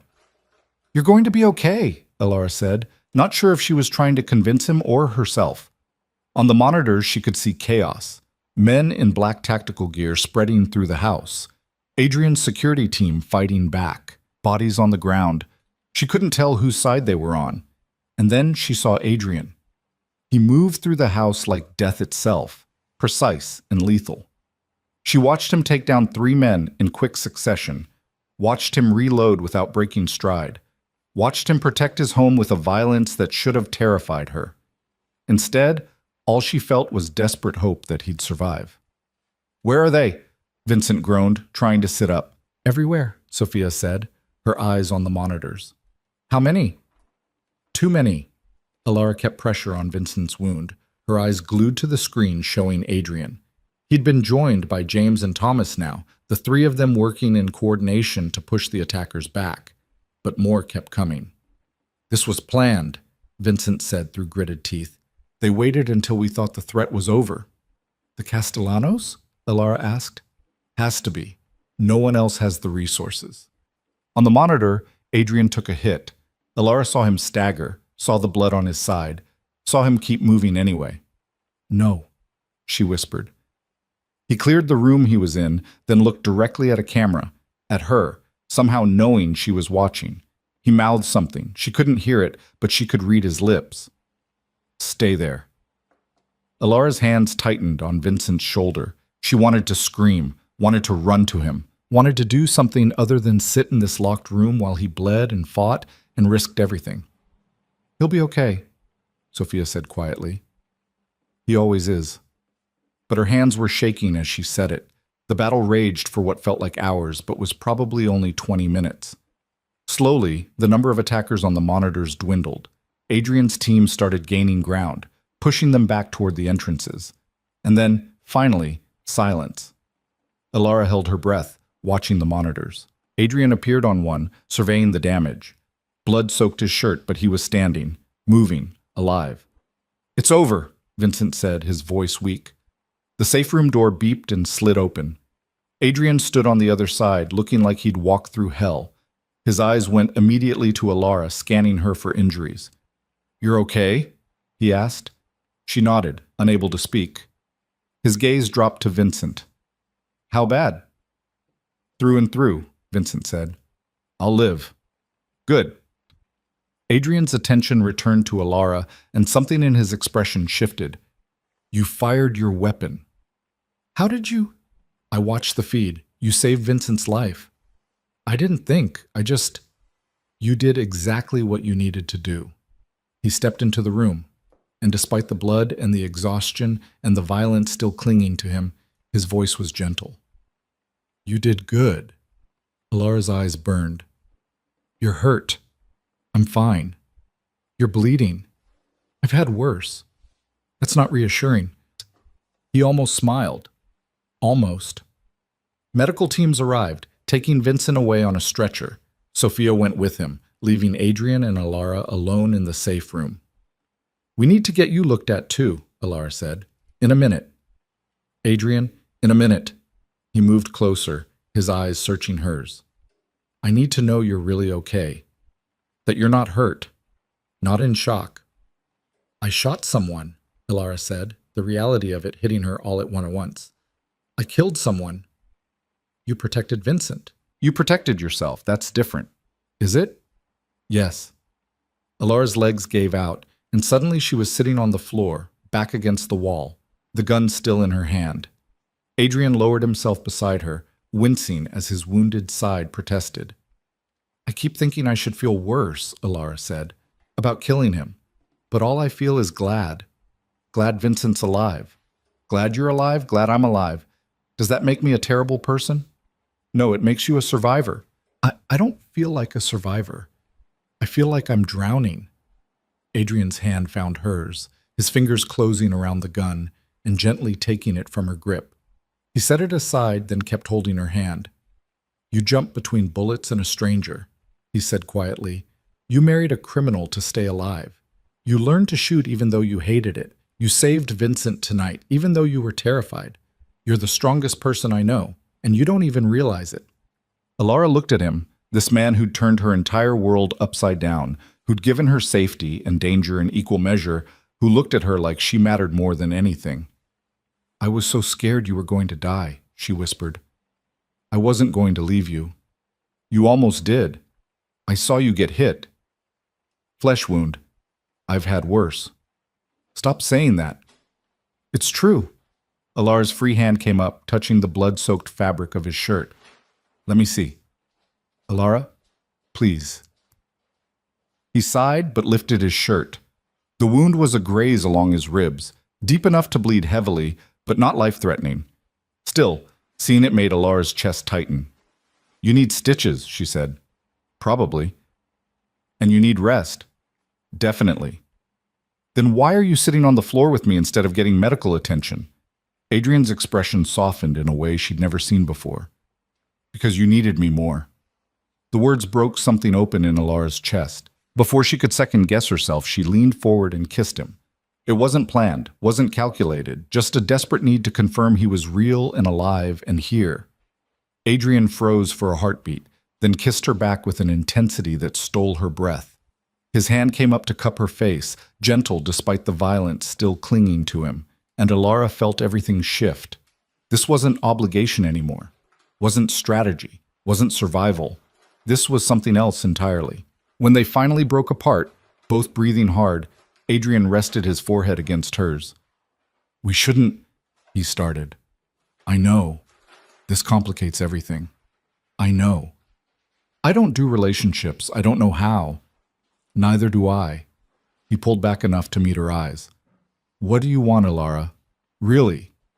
She thought about it, about the life she'd left behind and the one she'd stumbled into, about coffee-stained uniforms and marble floors, about loneliness and violence and unexpected moments of connection.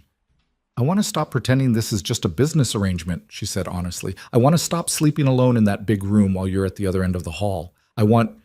She stopped, gathering courage. I want to try, really try, at this, at us. Adrian was quiet for a long moment. Then, so quietly she almost didn't hear it, he said, Okay? Okay? Yeah, okay. And despite the blood and the bodies and the chaos surrounding them, Alara smiled. The medics finally convinced Adrian to let them stitch him up around dawn. Alara sat beside him while they worked, watching him not flinch even though she knew it had to hurt. His hand found hers halfway through, fingers lacing together like it was the most natural thing in the world. When they were done and the medics had moved on to treat the other wounded, Adrian turned to her. You should get some rest, he said. So should you. I have things to handle first. Body count, damage assessment, finding out how they got past our security. That can wait a few hours. No, it can't. But his thumb was tracing circles on her palm, contradicting his words. People died tonight, Alara. My people. I need to know why. She understood. Hated it, but understood. Okay, she said. But when you're done, you come find me. Not your room. Mine. Something heated flashed in Adrian's eyes. You sure about that? Are you? I stopped being sure about anything the day you ran into gunfire for my mother. He stood, wincing slightly. But yeah, I'll come find you. He kissed her forehead, a gesture so tender it made her chest ache, and left to deal with the aftermath of violence while Alara tried to process the fact that everything had just changed between them. Sophia found her an hour later, looking exhausted but unharmed. "Vincent's going to be fine," she said, settling into the chair beside Alara. "The bullet missed anything vital. He'll be back on his feet in a few weeks." "Good. That's good. I saw you two, you and Adrian, in the safe room." Alara felt heat creep up her neck. "Oh. Don't owe me. I've been waiting for this since the day he brought you home." Sophia smiled, though it was tinged with worry. "Just be careful, dear. Adrian doesn't know how to do things halfway. When he cares about something, he becomes obsessive, possessive. It's not always healthy. I'm not asking for healthy, just real."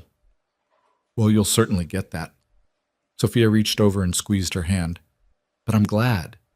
He's been alone too long. We both have." They sat together in comfortable silence until the sun fully rose, painting the damaged estate in golden light that made the bloodstains less obvious. The cleanup took 3 days. Bodies removed, bullet holes patched, windows replaced. Alara helped where she could, needing to feel useful, needing to do something other than think about the fact that she'd killed someone and felt less guilty about it than she probably should. Adrian was everywhere and nowhere, managing repairs, interrogating the one attacker they'd captured alive, attending more funerals for men who'd died defending his home. Alara saw him in passing, caught glimpses of exhaustion in his eyes. But he was always moving, always handling the next crisis. On the 4th night, she woke to find him standing in her doorway. "You came," she said, sitting up. "I said I would." He looked hollowed out, like he'd been running on nothing but willpower and coffee for days. Alara pulled back the covers in invitation. "Just sleep," she said. "Nothing else. Just sleep." Adrian crossed the room slowly, like he wasn't sure this was allowed, and climbed into bed still fully clothed.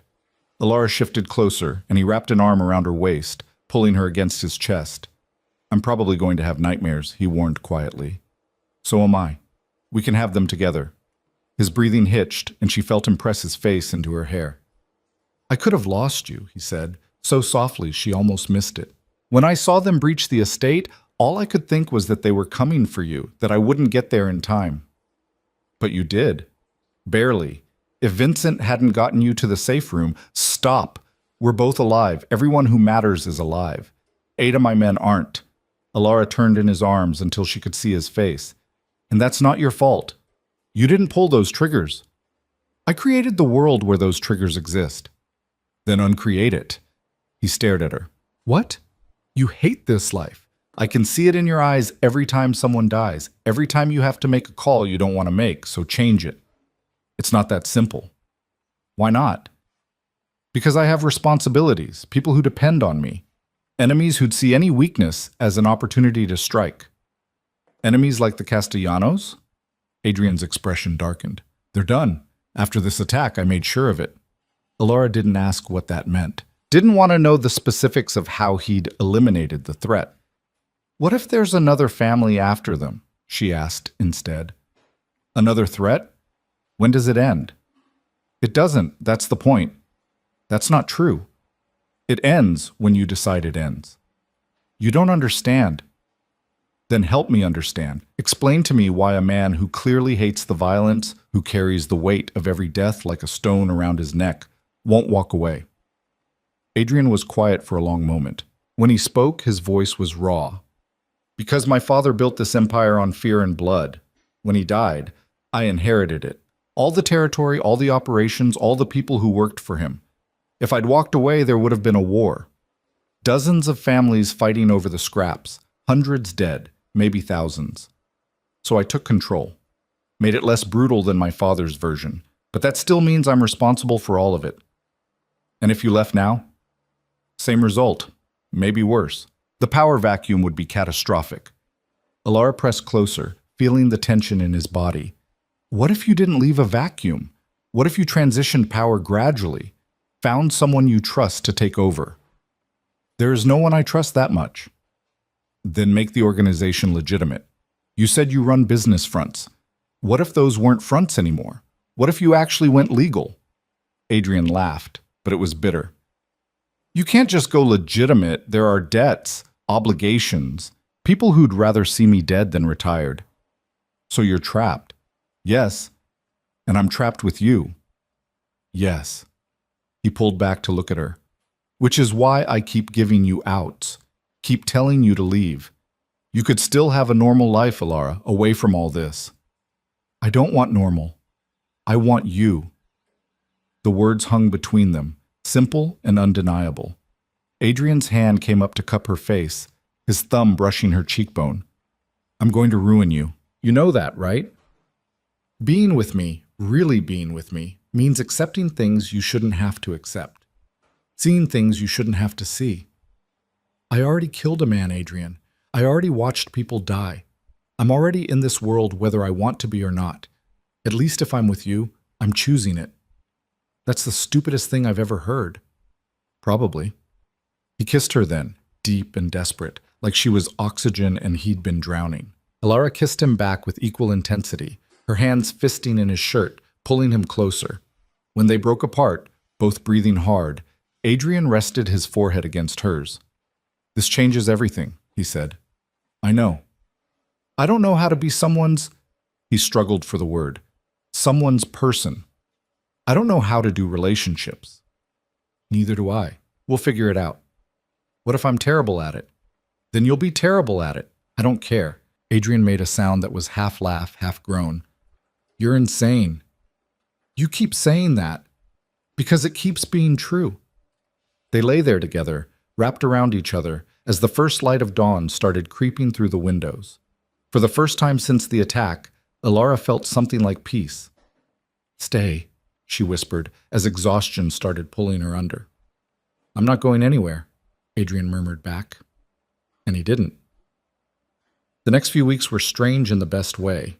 Adrian still worked constantly, still handled the business of running a criminal empire, but he came back to her room every night. Sometimes they talked for hours. Sometimes they just existed together in comfortable silence. Sometimes they did more than that, learning each other slowly, carefully, like they were both afraid of breaking something precious.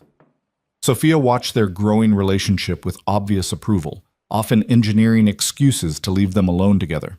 Vincent, recovered enough to return to light duty, seemed amused by the whole thing.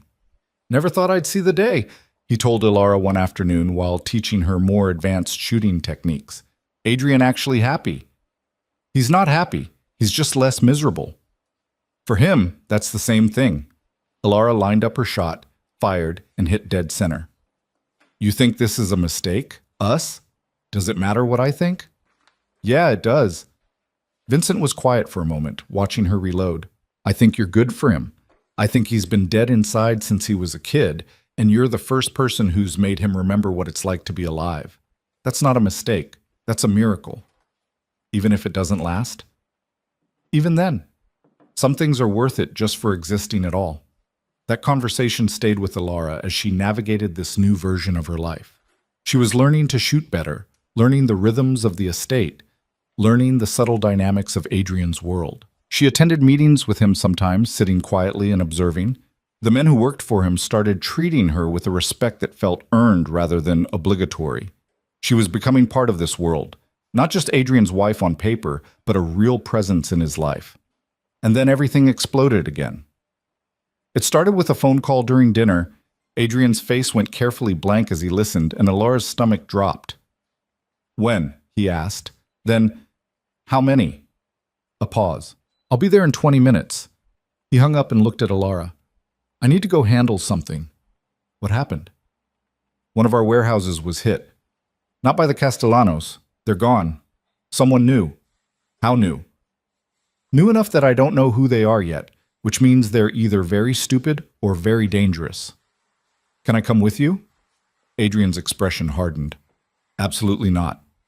Why not? Because it might be a trap. Because I don't know what I'm walking into. Because I need to know you're safe here. I'm safer with you. Alara, you just spent 2 weeks telling me we're in this together. That means I don't sit at home while you walk into danger. They stared at each other across the table, a battle of wills playing out in silence. If I say no, Adrian said slowly, you'll just find a way to follow me anyway, won't you? Probably. He closed his eyes, looking pained. You're going to be the death of me. Does that mean I can come? It means you stay in the car with Vincent, and you don't argue if I tell you to run. Agreed? Agreed. 20 minutes later, they were in the back of an armored SUV, Vincent driving, 2 more vehicles flanking them. Adrian was on the phone the entire ride, getting updates, giving orders, his face carved from stone. Alara watched the city slide past the tinted windows and tried not to think about all the ways this could go wrong. The warehouse district was industrial and empty at this hour, streetlights casting long shadows across cracked pavement. Adrian's convoy pulled up to a building that looked abandoned except for the bodies lying near the entrance. Stay in the car, Adrian said, already moving. Be careful, Alara called after him. He paused, looked back at her, and something soft crossed his face. Always am. Then he was gone, disappearing into the warehouse with James and Thomas flanking him. Vincent stayed with Alara, his weapon drawn and ready, eyes scanning the perimeter. How long do we wait? Alara asked. As long as it takes. Minutes crawled by, then they heard it, gunfire from inside the warehouse. Shit, Vincent muttered, grabbing his radio. We've got contact. All units close in. More gunfire. Shouting. The sound of something exploding. Alara's hands clenched in her lap, her heart pounding so hard she could hear it. She'd brought her gun, the one Adrian had given her, and her fingers itched to grab it. Stay calm, Vincent said, though he looked tense. Adrian can handle himself. More explosions. The building shook, and then the radio crackled. Vincent, get her out of here, now! It was Adrian's voice, tight with urgency. What's happening? Vincent demanded into the radio. They're coming for her. This was a setup. Get her out now. Vincent didn't hesitate. He threw the car into gear and peeled out just as another vehicle came screaming around the corner, headed straight for them. Hold on! Vincent shouted. Alara braced herself as Vincent drove like a man possessed, weaving through the industrial district with the other vehicle in pursuit. Gunfire peppered the back window, but the armor held. Who are they? Alara gasped. No idea, but they're organized and they know exactly what they're doing. He took a sharp turn, and Alara slammed against the door. More gunfire. The back window finally shattered, safety glass spraying inward. Vincent cursed and returned fire one-handed while driving. Call Adrian. Tell him our position. Alara grabbed Adrian's phone from where he'd left it and hit redial on the last number. Where are you? Adrian's voice was ragged. Being chased. Vincent's driving. I don't know where we are. Put me on speaker. She did. Vincent, head for the safe house on 5th. I'm 10 minutes behind you. Copy that, Vincent said, taking another sharp turn. Their pursuers stayed right on them. More gunfire. Alara ducked instinctively, her hand reaching for her own weapon. Don't, Vincent said. Not unless you have to. But then their front tire blew. The SUV spun, Vincent fighting for control, and they slammed into a concrete barrier. The impact jolted through Alara's entire body, her head cracking against something hard. For a second, everything went fuzzy. Alara! Vincent was pulling at her seatbelt. We need to move. Now! Her vision cleared enough to see the other vehicle stopping, men getting out, weapons raised. Vincent dragged her from the car, and they ran. Behind them, she heard footsteps, shouting in a language she didn't recognize. More gunfire. Vincent pushed her into an alley, and they kept running. Her lungs burned, her head throbbed, but she didn't slow down. They burst out onto a main street, and Vincent flagged down a passing car, his gun making the driver very cooperative. Drive, he ordered, shoving Alara into the back seat. Don't stop for anything. Vincent, Alara started. Get her to the safe house, he said to the terrified driver, then looked at Alara. Tell Adrian I'm sorry. What? No, Vincent, get in the car. I'll slow them down, give you time. Vincent! But he was already moving back toward the alley, and the driver was hitting the gas, pulling away before Alara could argue. She twisted in her seat, watching Vincent disappear into the darkness, and her heart shattered. The driver got her to the safe house, a nondescript apartment building in a better part of town. Alara stumbled inside, gave the terrified man all the cash in her pocket, and locked herself in. Then she waited. Adrian arrived 15 minutes later, looking like he'd aged a decade. He swept into the apartment and pulled her into his arms so hard it hurt. "You're okay," he breathed into her hair. "You're okay." "Vincent, I know. I'm sending people for him now. He stayed behind so I could get away." "I know," Adrian said again, his voice rough. "That's what he's supposed to do. Protect you." Alara pulled back to look at him. His face was streaked with soot and blood. Not his, she hoped. "What happened at this warehouse?" "Ambush. They hit the warehouse to draw me out, then sent a second team after you. It was coordinated, professional." "Who are they?" "I don't know yet, but I will.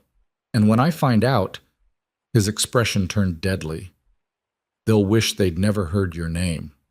He pulled out his phone and made call after call, coordinating search teams, gathering intelligence, activating resources Alara didn't know he had. She sat on the couch and tried to process everything.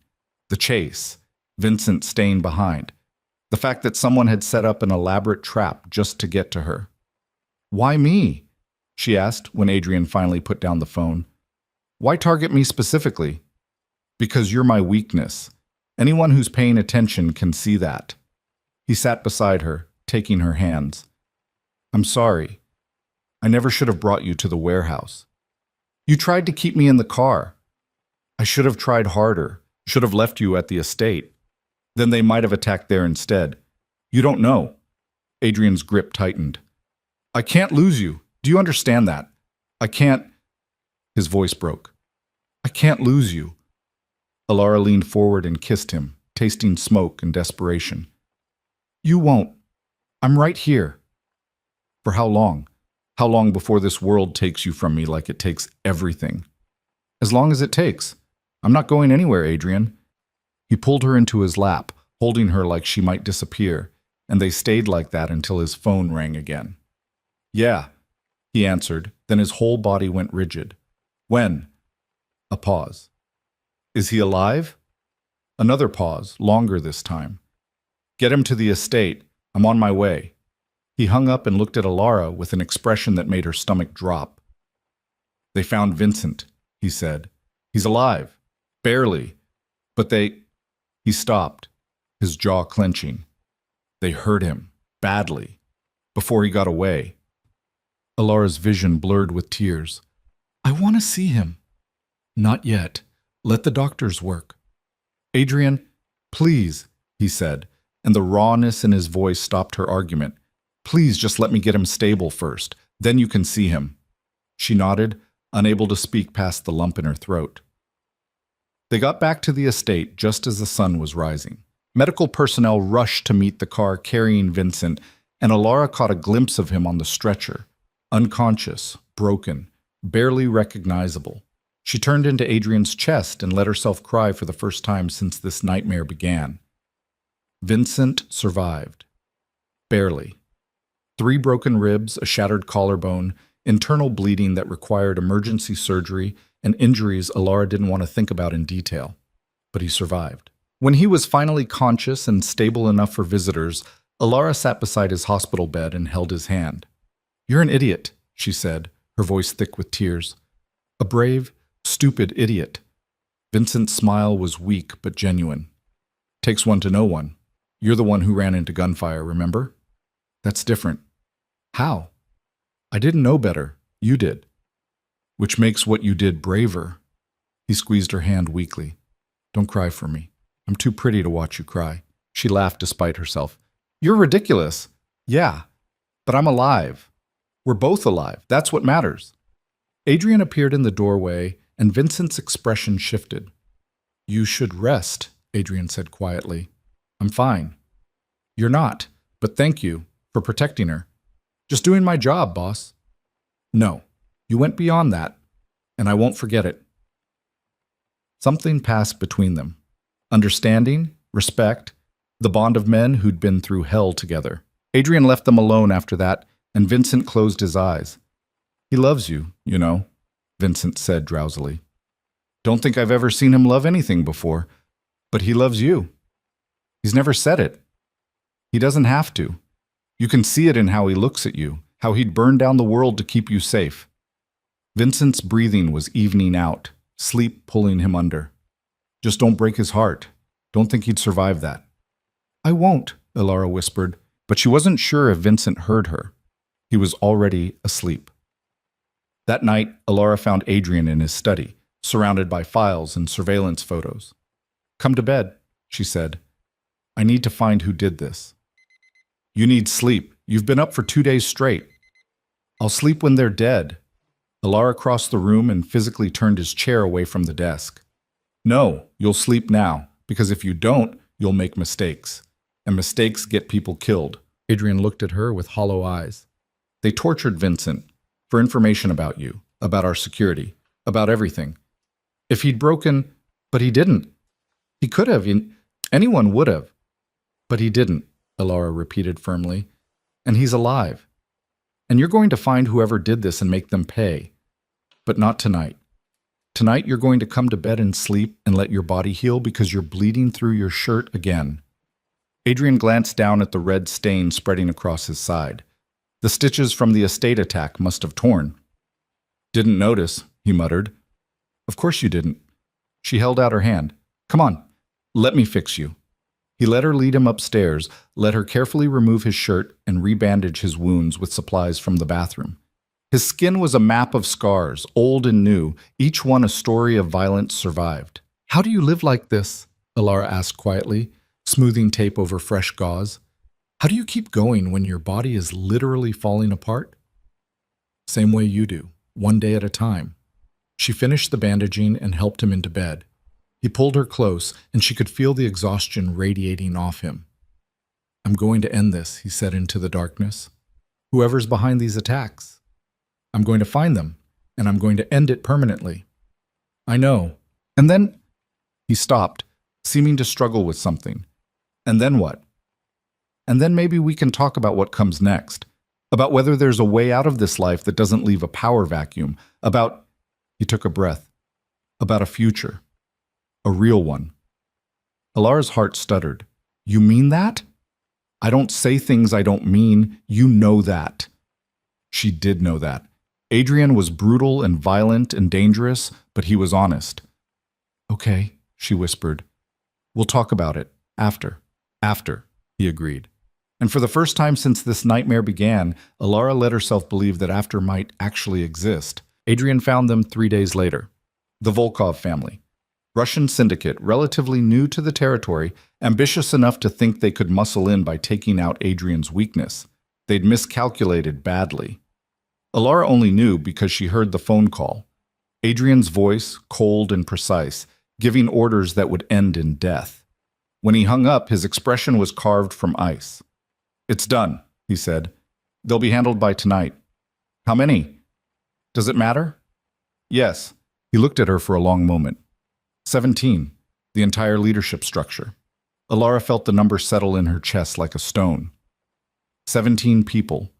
17 lives ending because they'd made the mistake of coming after her. I should feel worse about this, she said quietly. Shouldn't I? Probably, but you don't get to feel guilty for surviving.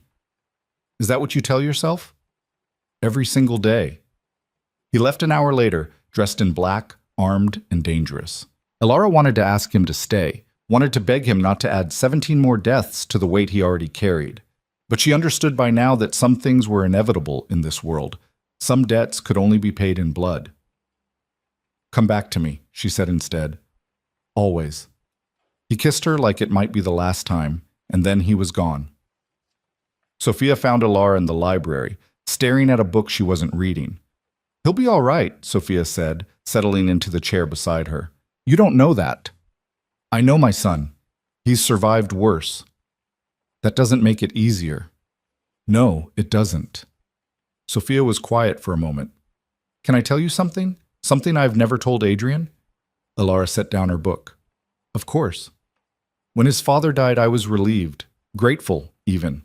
That man was a monster, and Adrian had to become something equally monstrous just to survive him. But somewhere along the way, Adrian forgot that he didn't have to stay that way, that he could choose something different. He thinks if he leaves, there'll be war. There might be, but there also might not. The world changes. Sometimes the only thing keeping us trapped is our own fear of what happens if we try to escape. You want him to walk away, I want him to be happy. For the first time in his life, I want him to choose joy over obligation, and I think you're the only person who could make that possible. Alara's throat tightened. I don't know if I'm strong enough for that. You ran into gunfire for a stranger. You married a man you didn't know to survive. You learned to shoot and kill to protect the people you love. You're stronger than you think, dear. You always have been. The words settled over Alara like a blanket, warm and reassuring. Thank you, she whispered. For what? For being the mother I haven't had in a long time. Sophia's eyes glistened. And thank you for being the daughter I always wanted. They sat together until the sun set, waiting for Adrian to come home. He returned at 3 a.m, covered in blood that wasn't his, exhaustion etched into every line of his face. Alara met him at the door, and he collapsed into her arms like his strings had been cut. It's over, he said hoarsely. The Volkovs are gone. Their operations dismantled. Their assets seized. They won't be coming after you again. How many? All of them. I didn't leave anyone who could retaliate. Alara held him tighter. Are you hurt? No, just tired. So fucking tired, Alara. She led him upstairs, helped him out of his blood-stained clothes, and guided him into the shower. He stood under the hot water like a statue, and she washed the evidence of violence from his skin with gentle hands. When he was clean and wrapped in a towel, she dried him off and pulled him into bed. I can't keep doing this, he said into the darkness. I know. Every time I think it's over, there's another threat. Another family trying to take what's mine. Another fight I have to win or risk losing everything. Then stop fighting. He turned to look at her. What? Stop fighting. Walk away. Let someone else have the territory and the power and the endless violence. I can't. Why not? Give me one good reason why you can't. Adrian opened his mouth, then closed it. Opened it again. Because I don't know how to be anything else. Then learn. We'll learn together. You make it sound simple. It's not simple. It's probably going to be the hardest thing you've ever done. But it's possible. And I think... She took a breath. I think you want it. Deep down. You want out. He was quiet for so long she thought he might have fallen asleep. Then, barely audible. Yeah, I do. Alara's heart stuttered. So do it. Please, before this world takes any more from you, before it takes you from me. I'd need time to transition power, to make sure there's no war, to liquidate assets and convert everything legitimate. How long? 6 months? Maybe a year? Then take a year. Take whatever time you need. Just promise me you'll try. Adrian pulled her close, his face buried in her hair. What if I fail? What if I can't actually walk away? Then we'll deal with that when it happens. But at least you'll have tried. You're asking me to give up everything I've built. I'm asking you to choose a life over a legacy. There's a difference. He was silent again, but she could feel the tension in his body slowly easing. Okay, he said finally. I'll try. For you. For us. I'll try. Alara kissed him, tasting salt and hope. That's all I'm asking. They fell asleep tangled together, and for the first time in months, neither of them had nightmares. The next morning, Adrian called a meeting with his top people. Alara sat beside him as he laid out his plan, a gradual transition of power, converting criminal operations into legitimate businesses, setting up trusts and succession plans. The room was silent when he finished. You're serious, Marco said finally. You're actually walking away. Not immediately, but yes, in a year, I'll be done with all of this. Why? James asked. You've built the strongest organization on the East Coast. Why give that up? Adrian's hand found Alara's under the table. Because I'm tired of watching good people die for territory that doesn't matter. Because I want a future that doesn't involve counting bodies. Because, he paused, because my wife asked me to, and she's never asked me for anything before. The men exchanged glances, and Alara could see the calculations happening behind their eyes. Some looked skeptical. Some looked relieved. Vincent, still recovering but present via video call, just smiled. Who takes over? Thomas asked. That's what we're going to spend the next year figuring out. I need someone I trust, someone who can hold this together without starting a war. What about Vincent? Louise suggested. Vincent's image on the screen shook his head. I'm out too. After what happened, I'm done. I'm taking my pension and disappearing to somewhere warm. Marco then, James said. He's got the business sense for it. Marco looked startled. I don't want it. None of us want it, Adrian said. But someone has to take it. Unless we dissolve the whole thing and let the territories scatter. That would cause a war, Thomas said immediately. Not if we do it right. If we convert everything legitimate first, if we sell off the criminal operations to families that can absorb them without conflict. Adrian leaned forward. It's possible. Difficult, but possible. The debate went on for hours. Plans were sketched out, revised, thrown away and restarted. By the time the meeting ended, they had the skeleton of an exit strategy. It wasn't perfect. It probably wouldn't work the way they hoped, but it was a start. As everyone filed out, Vincent's voice called from the screen. Adrian, a word? Adrian waited until the room was empty except for Alara. You're really doing this, Vincent said. Yeah. Good. It's about damn time. Well, Vincent's smile was genuine. You deserve a life, boss. You both do. And for what it's worth, I think you can pull this off. From your mouth to whoever might be listening. There's just one thing you should know. Adrian tensed. What? The Volkovs weren't working alone. He paused, his expression darkening. During the interrogation, they mentioned a partner, someone who approached them with intel about your security. About Alara. Alara's blood went cold. Who? They didn't know, just that someone from inside your organization sold them information. The revelation hit like a bomb. Someone on the inside. Someone Adrian trusted had betrayed them. Adrian's expression went deadly. You're certain? As certain as I can be. They were too well informed. Knew things only someone close would know. Any ideas who? No, but I'd start looking at anyone who had access to estate security protocols and knew about Alara's movements. After Vincent signed off, Adrian sat in silence for a long moment. How many people have that kind of access? Alara asked quietly. Maybe 10. All people I've worked with for years, people I'd trust with my life. One of them betrayed you. Yeah. His jaw clenched. And I'm going to find out which one. The investigation took 2 weeks. Adrian became obsessed, reviewing files, tracking movements, analyzing communications. He barely slept, barely ate, driven by the fury of betrayal. Alara watched him spiral and felt helpless to stop it.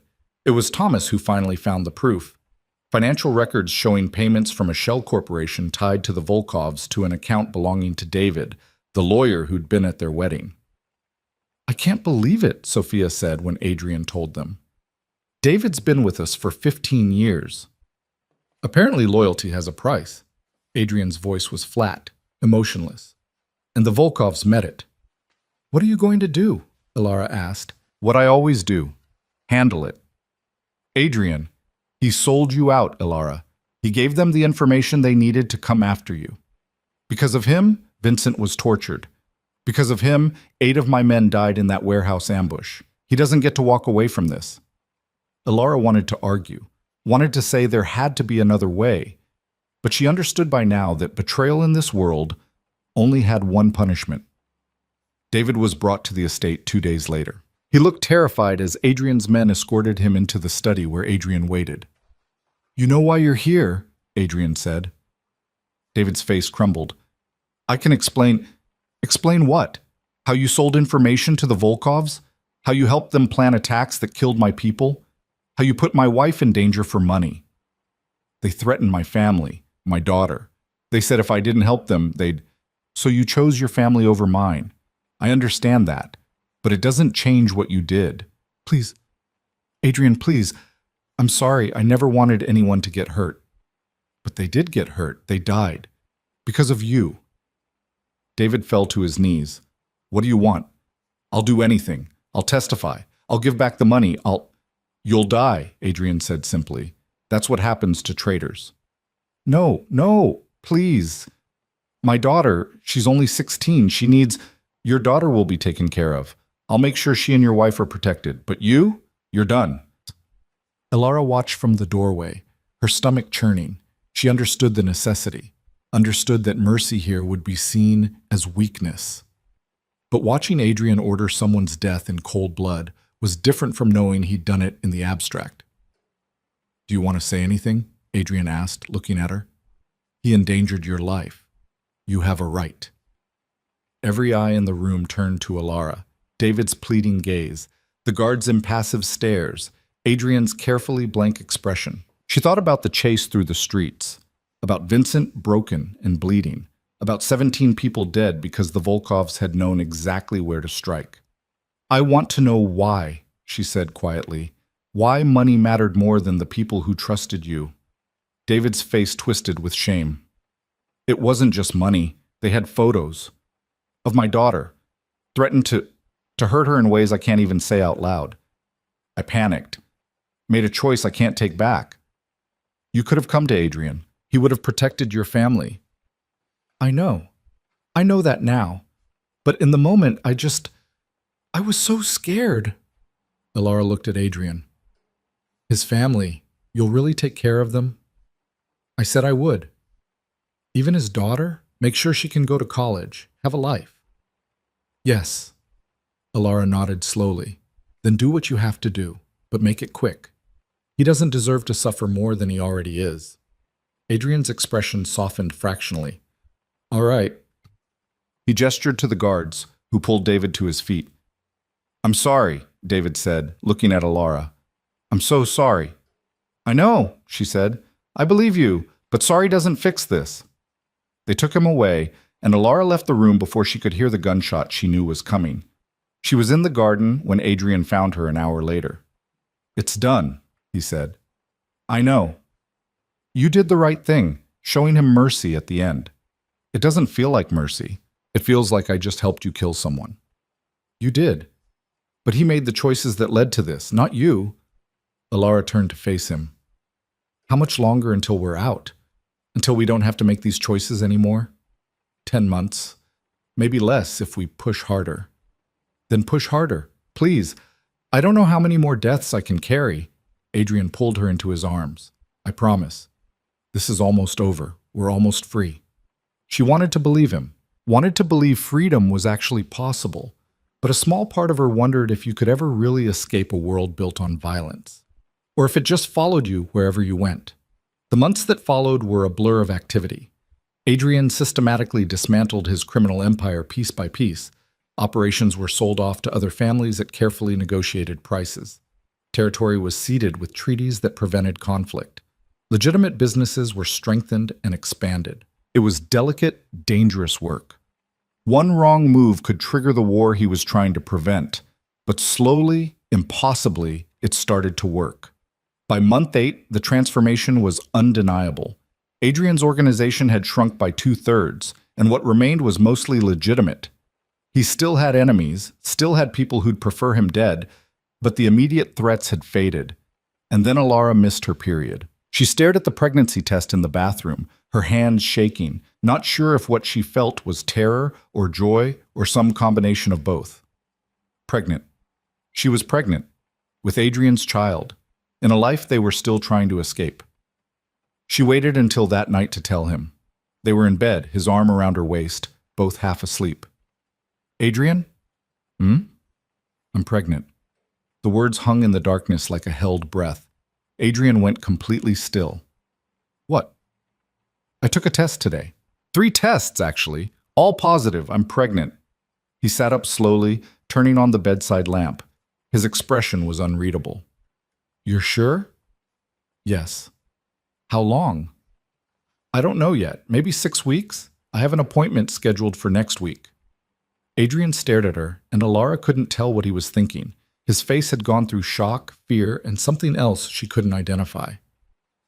Say something, she whispered. I'm going to be a father. Yeah, and you're going to be a mother. Looks that way. He was quiet for a long moment. Then, unexpectedly, he laughed. Not a bitter laugh or a scared one, but something genuine and warm. We're having a baby, he said, wonder in his voice. Are you happy about this? Happy? I'm terrified.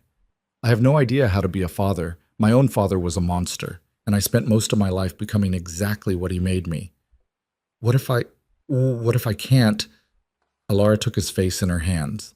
You are nothing like your father. Nothing. You're good and protective, and you care so deeply about the people you love, even when you try to hide it.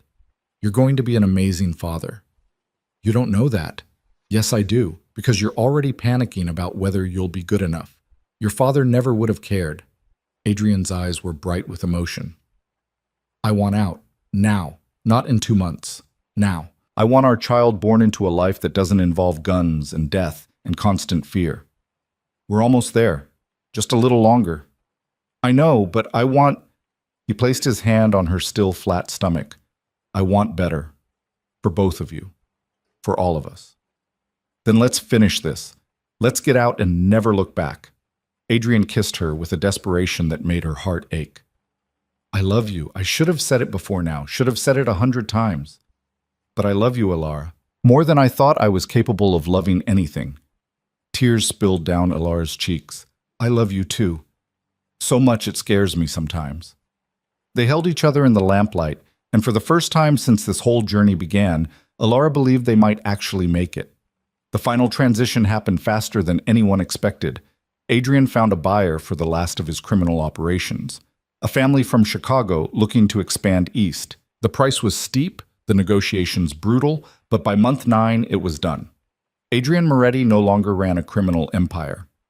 He was just a businessman with a pregnant wife and a future he was still learning to believe in. The celebration was small. Just Sophia, Vincent, and a few trusted friends who'd helped make the transition possible. No elaborate party, no grand gestures, just quiet acknowledgement that they'd done the impossible.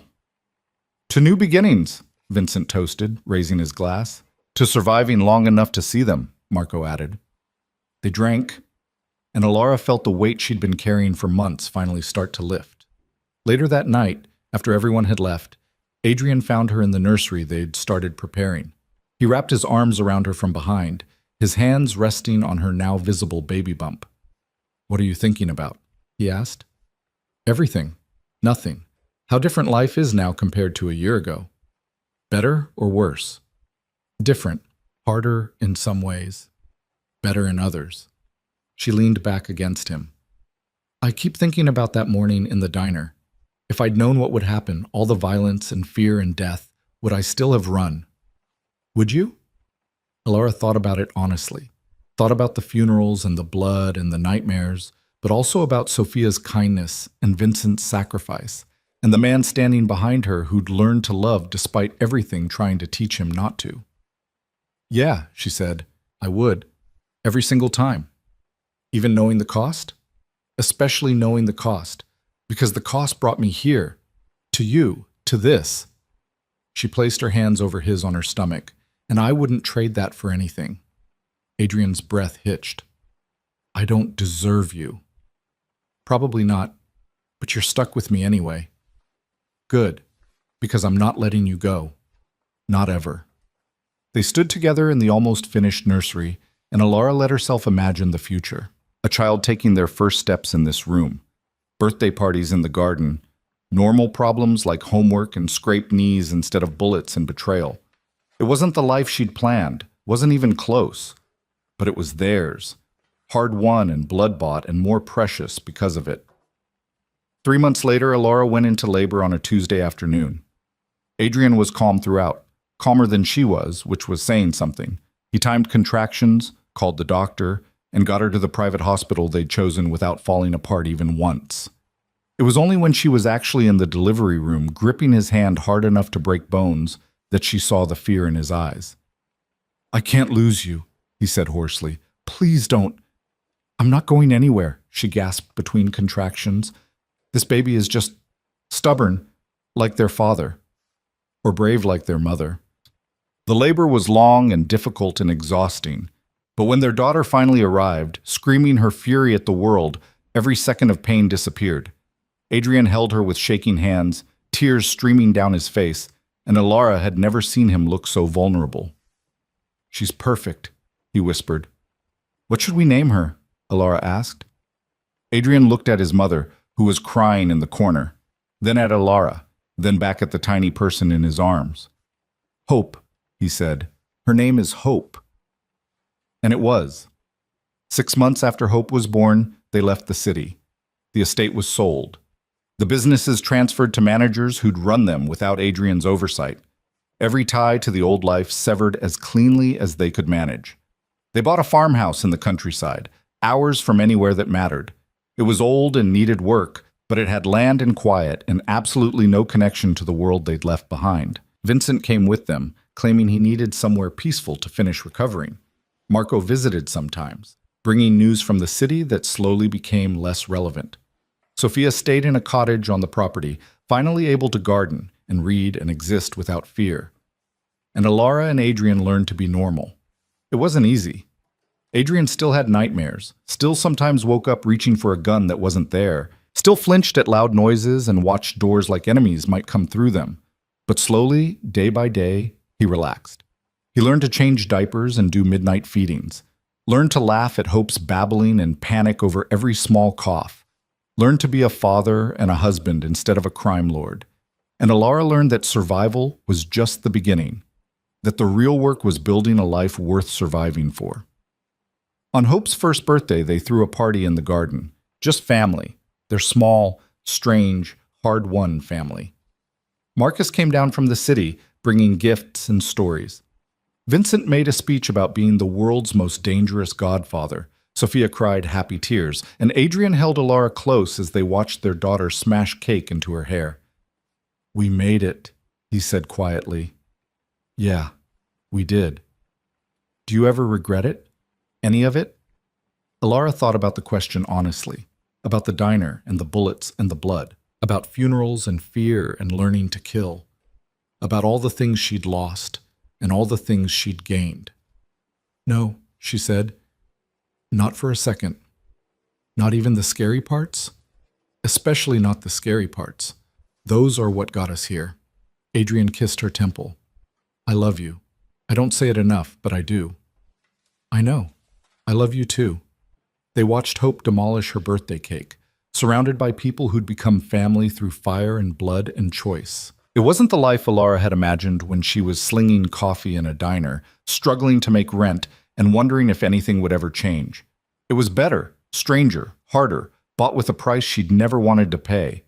But better, because she'd run toward gunfire and found something worth living for, because she'd married a monster and discovered he was just a man, because she'd learned that love wasn't always clean or simple or safe, but it was real, and that made it worth everything.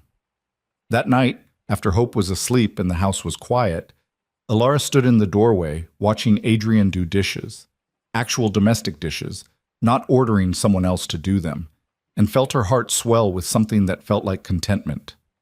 He looked up and caught her staring. "What?" he asked. "Nothing, just thinking about how far we've come. From bullets to birthday cake?" Something like that. He dried his hands and crossed to her, pulling her into his arms. "No regrets?" "Not a single one." "Good. Because I'm not letting you go. Not now, not ever." "Promise?" "Promise." And he kept it. Years later, when Hope was old enough to ask about how her parents met, Alara told her a simplified version. About a brave woman in danger and a scared waitress who decided to help. About how sometimes the right choice is the hardest one, and how love can grow in the strangest places. She didn't tell her about the blood, about the violence, about the world they'd escaped. That would come later, if it needed to come at all. For now, it was enough that they were here, safe, together, building a life that looked nothing like the one they'd left behind. Alara Vance had run toward gunfire on an ordinary morning and changed everything. She'd saved a life and lost her own in the process, only to find a better one waiting on the other side of fear. She'd married a criminal and taught him how to be human again. And she'd learned that survival wasn't enough. That real strength was choosing to live even when living was terrifying. That love could bloom in darkness if you were brave enough to let it. It wasn't a perfect ending. There were still scars, still nightmares, still moments when the past came calling. But it was their ending, earned through blood and tears and impossible choices, and that made it perfect enough.